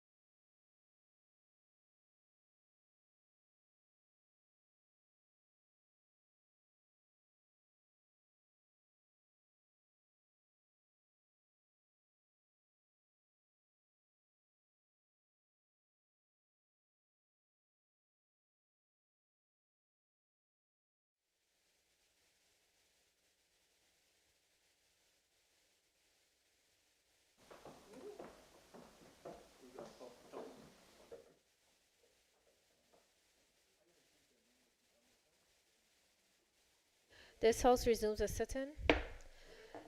Deputy Premier, you may continue. Thank you, Madam Speaker. Madam Speaker, it's becoming a habit now that every time I get up to speak, something goes wrong with the sound system, and I have to sit down and start over. I don't get a privilege to start over, I just have to continue. And that's a disadvantage, Madam Speaker. But Madam Speaker, let me reiterate a point I was making, and that is the part about all these resorts that are going to other Caribbean countries and we're not attracting them. And I want to point out, Madam Speaker, the hypocrisy in all this, because we are the same people who resent and dismiss McDonald's and Kentucky Fried coming to our shops. They talk about disenfranchising Scattos and Happy Lion and all the other restaurants. But here we are talking about not getting Ritz-Carlton and all the other high-end resorts. Are we not afraid that they might disenfranchise Maria's and Romney Penn's and Elmira Penn's hotels and all these places? We have no concern for these people. But I didn't say that, Madam Speaker, to say that we are not in pursuit of development in the territory. Hot pursuit. The Premier will tell the people who these people are that he's pursuing, because he would know things that I wouldn't know. I hope. I would imagine that he has a hip pocket and he uses it. But when the at-large member got up yesterday and mentioned that we are pursuing, we have offers, and there are people who are looking at the territory. One we can talk about, that's for sure, is Nanny Key. And they are expanding Nanny Key primarily to attract the mega yachts.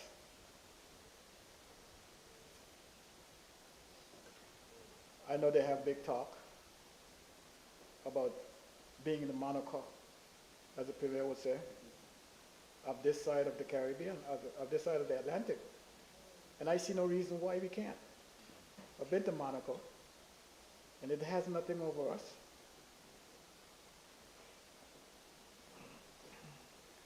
My friend to my right was just showing me that the Virgin Islands is number 2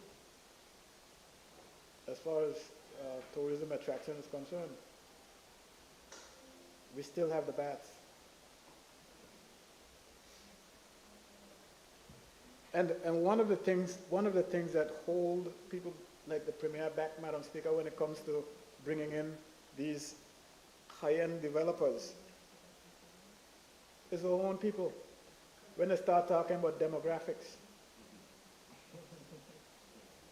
that's the kind of thing that holds us back when they talk about demographics. But they're the same people that would go down to St. Thomas or any Caribbean country and patronize these places.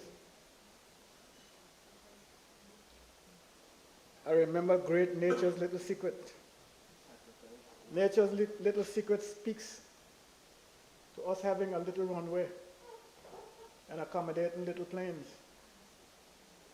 That's what it speaks to. Oh, only a certain set kind of people we want to come here. And the more difficult you make it for people to get here, only a certain kind of people will come. That can't run our budget, Madam Speaker. Then they're the first people to run around talking about how we got budget deficit spending. And people who don't understand how budgets work, Madam Speaker, will make those statements. If you look at the pie chart for the budget, Madam Speaker, if I don't find it, it's not my fault. It's technology. If you look at the pie chart for the budget, Madam Speaker, and you see how the monies are being how the monies are being distributed, Madam Speaker. Miscellaneous, 1.3%. Constitutionally established body, 3.9%. Pensions, public debt, and funds contribution, 12.38%. Premier's office, 4.08%. Ministry of Tourism, Culture, Sustainable Development, 3.62%. Ministry of Financial Services, Economic Development and Digital Transformation, 4.48%. Ministry of Finance, 6.85%. Ministry of Environment, Natural Resources and Climate Change, 3.32%. Ministry of Education, Youth Affairs and Sports, 13.70%. Ministry of Health and Social Development, 15.96%. Ministry of Communication and Works, 18.26%. Madam Speaker, there is nothing saying that these percentages has to be what they are. Absolutely nothing saying that. You can reduce these percentages and get the budget to be quote unquote balanced. These are budgetary techniques that the Ministry of Finance use. The Ministry of Finance know that they have in the consolidated funds monies that they can access. And they also know that if they were going to access those funds, they have to be in a safe space. Because we have to send our budget off to the United Kingdom, Madam Speaker. And they see nothing wrong with it. So when members get up and talk about a budget deficit, I mean, that's old talk. If we want to be in this space where we have to be so concerned about keeping the figures equal on both sides of the margin, we wouldn't need a Ministry of Finance. Every ministry will start doing their own budgeting. So, Madam Speaker, we have to be careful here. We have to be careful what goes out on the airwaves, what people believe, what they hear, how people believe these things. We have a competent Minister of Finance, a competent Ministry of Finance, and we expect that when we get the budget, Madam Speaker, it speaks to the professionalism of the people who created it. And I hope that's what it is. I can't say anything different. Anyone who has something different to say, then show us. But those percentages are not cast in stone. There's no one holding a gun to the head and saying it must be this.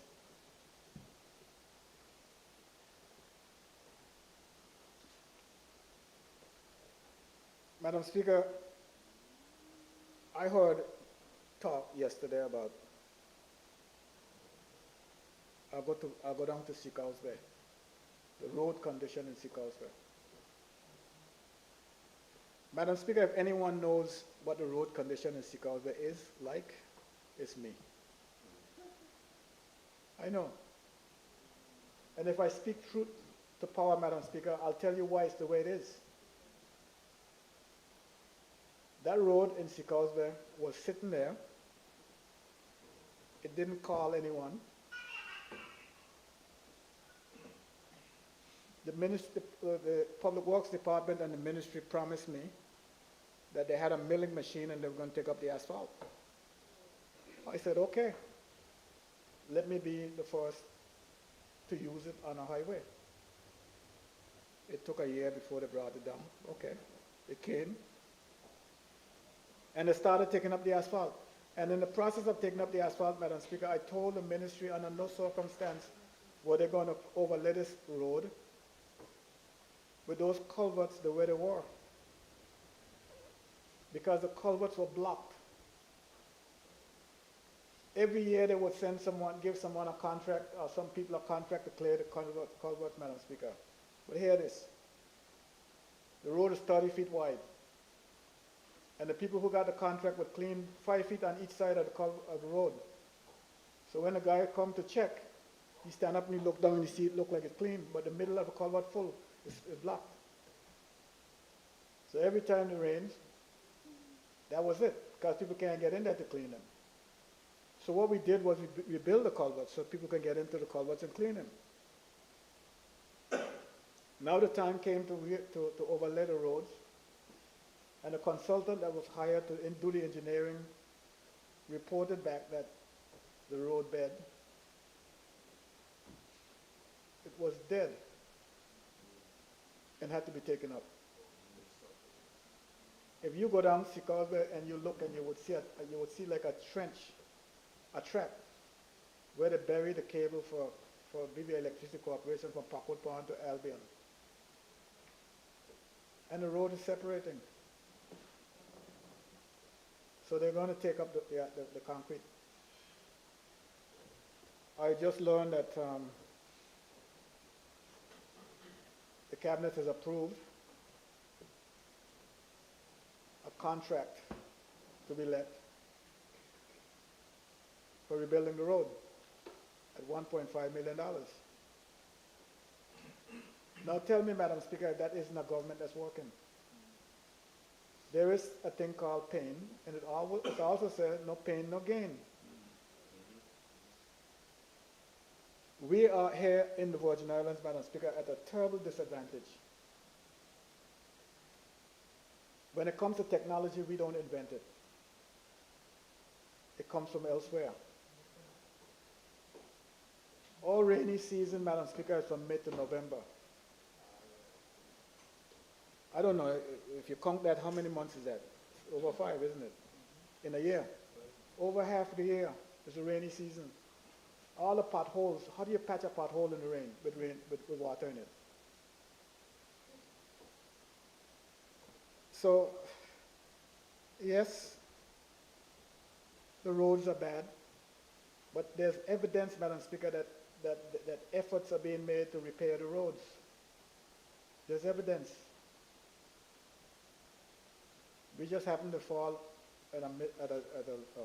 have some misfortune with the Secosbe Road. But guess what, Madam Speaker? That road is going to get fixed. The contract will be signed.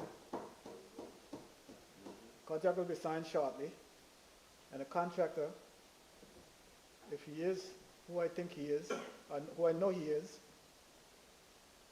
you'll have to beg him to slow down for getting the work started. As a matter of fact, if he hear now that he got the contract, he's going to start the work before he gets to sign the contract. He's ready to go. They're holding him up, whoever he is. No. When it comes to working, because those people don't fool around. They go to work. Don't play.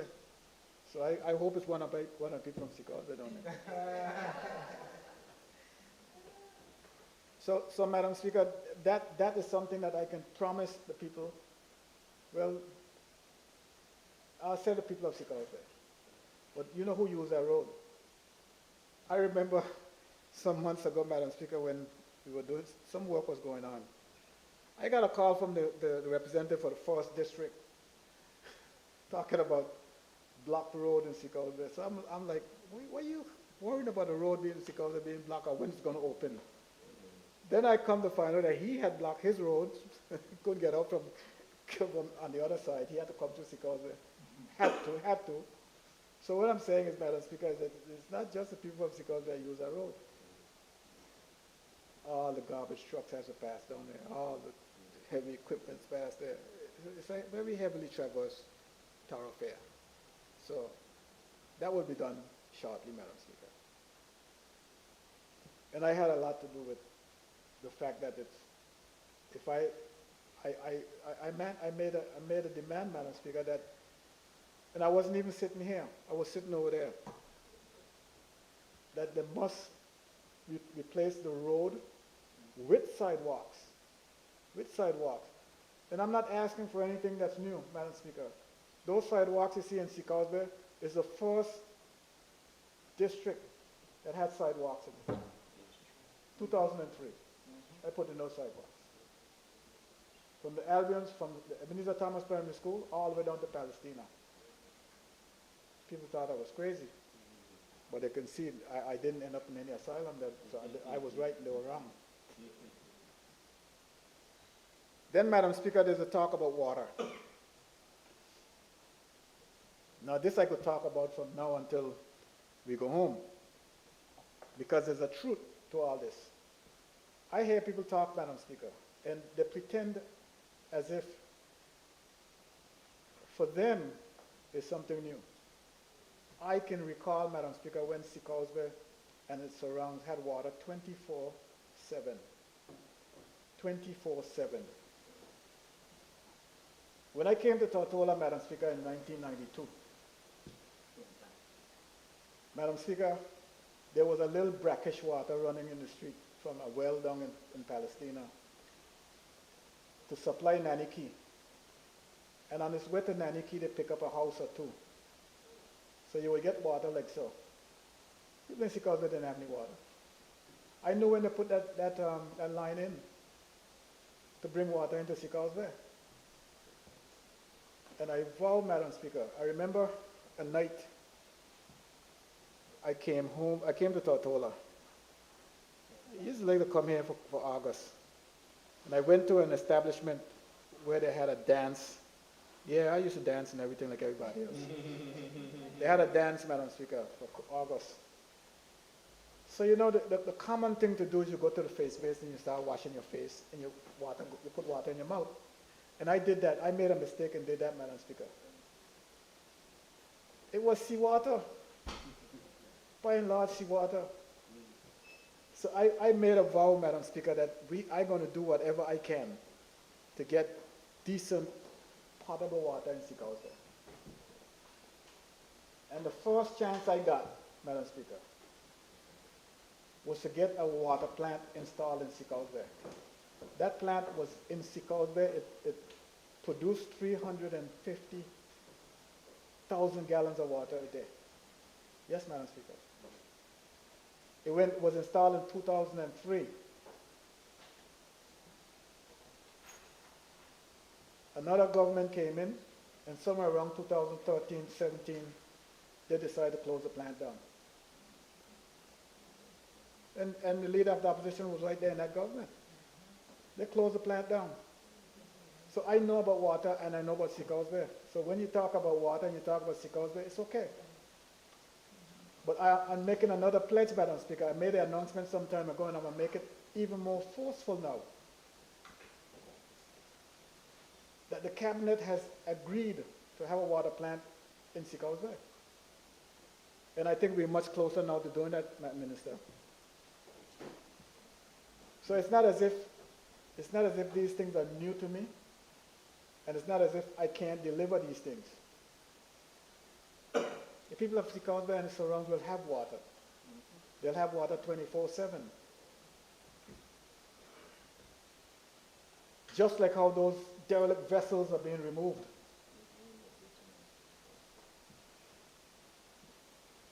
You see, when you see me working hard to keep the Premier up East End, is to keep him out of Sikosbe, Madam Speaker, because he might get a little bold, you know, and think he could run down there.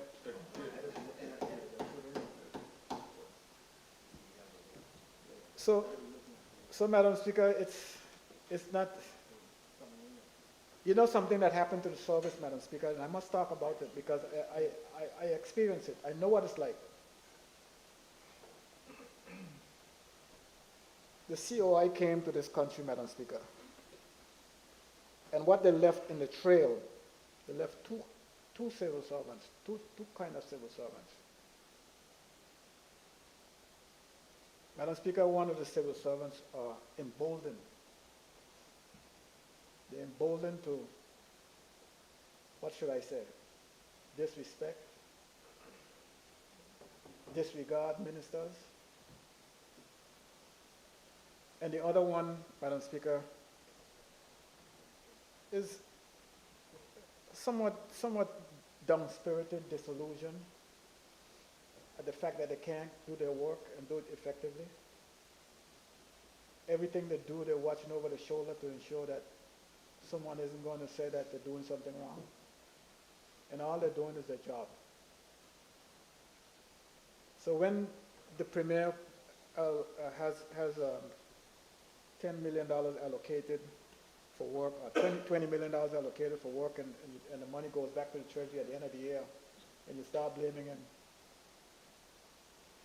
The service, Madam Speaker, the service is handicapped, is in a state of paralysis, can't get things done. And those are the problems that we face in government.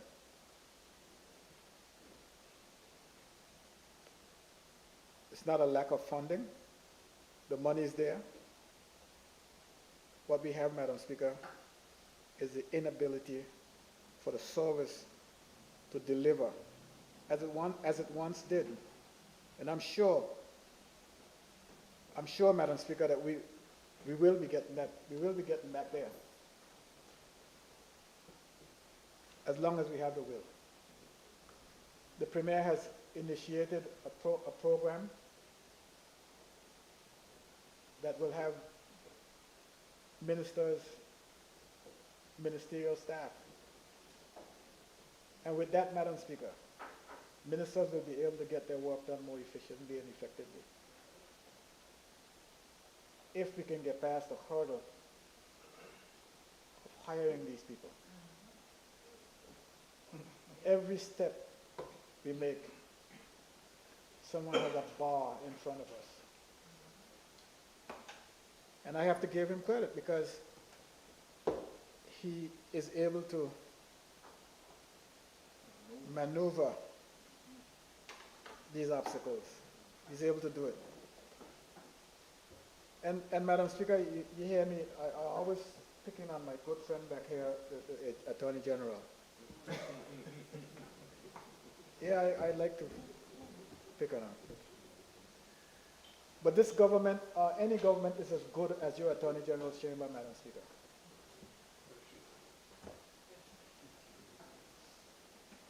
It's as good as your Attorney General's chamber. And I see that happening everywhere I go, every step I take. I wish she was a person that you can befriend, but she's not.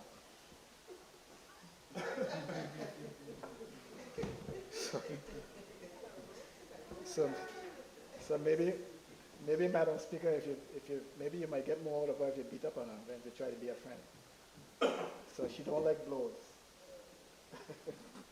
So yeah, Madam Speaker, the point I'm making there is that we have to call on her and ask her to assist us in getting certain things done, how to maneuver the system in order to get things done. And it's working, Madam Speaker. As slow as it might be, it's working. Madam Speaker, the member for the 8th District mentioned Krongland and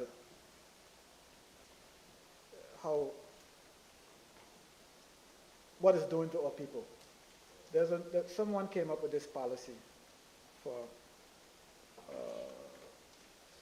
charges or fees for Krongland.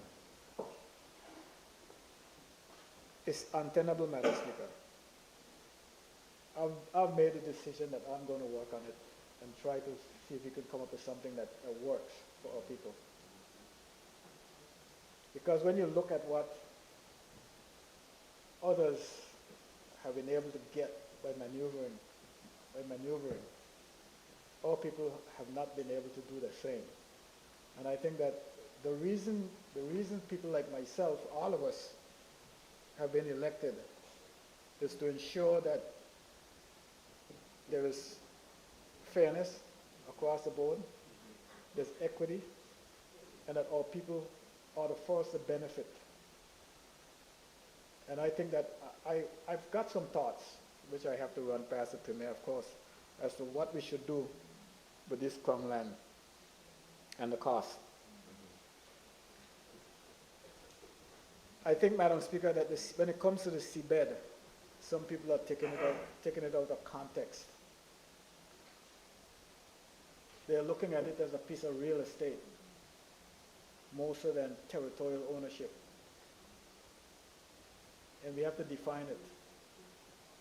And we have to make sure that who gets to use the seabed knows that it's a privilege and it's not one that is to be abused or can be abused.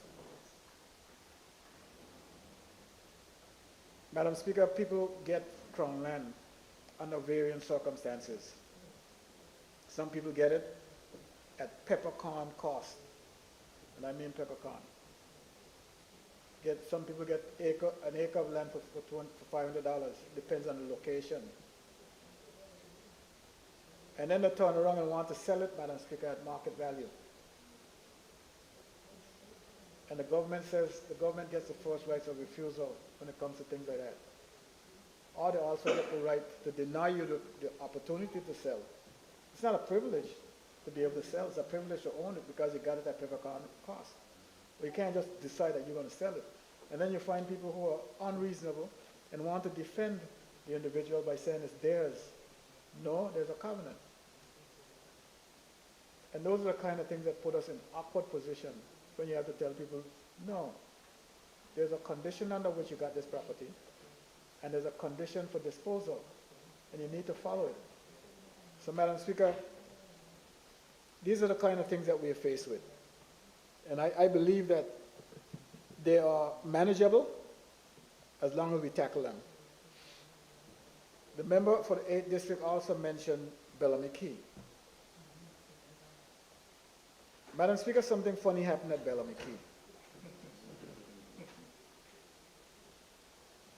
The owners of Beef Island, who has owned that property for over 30 years, and had various agreements with various governments to develop the property. As a matter of fact, one government even took them as far as the court, and it supposedly, quote unquote, was an arbitration. Take them to court because you forfeit your rights to own. In order for a non-belonger to own property in the Virgin Islands, he needs a license. If you violate the license, that means that you lose everything, hook, line, and sinker. And so, the good graces of our Premier, under his leadership, his government decided to allow the sale of Beef Island. And Beef Island includes Bellamy Key. But, you know, the old people had a saying that say you sell a part of your body and then you have to use your ribs to do whatever that part of your body was supposed to do, which is impossible. If I could say it, Madam Speaker, if you all close your ears, I would say it. So we were supposed to sit there and allow this sale to go through with Bellamy Key.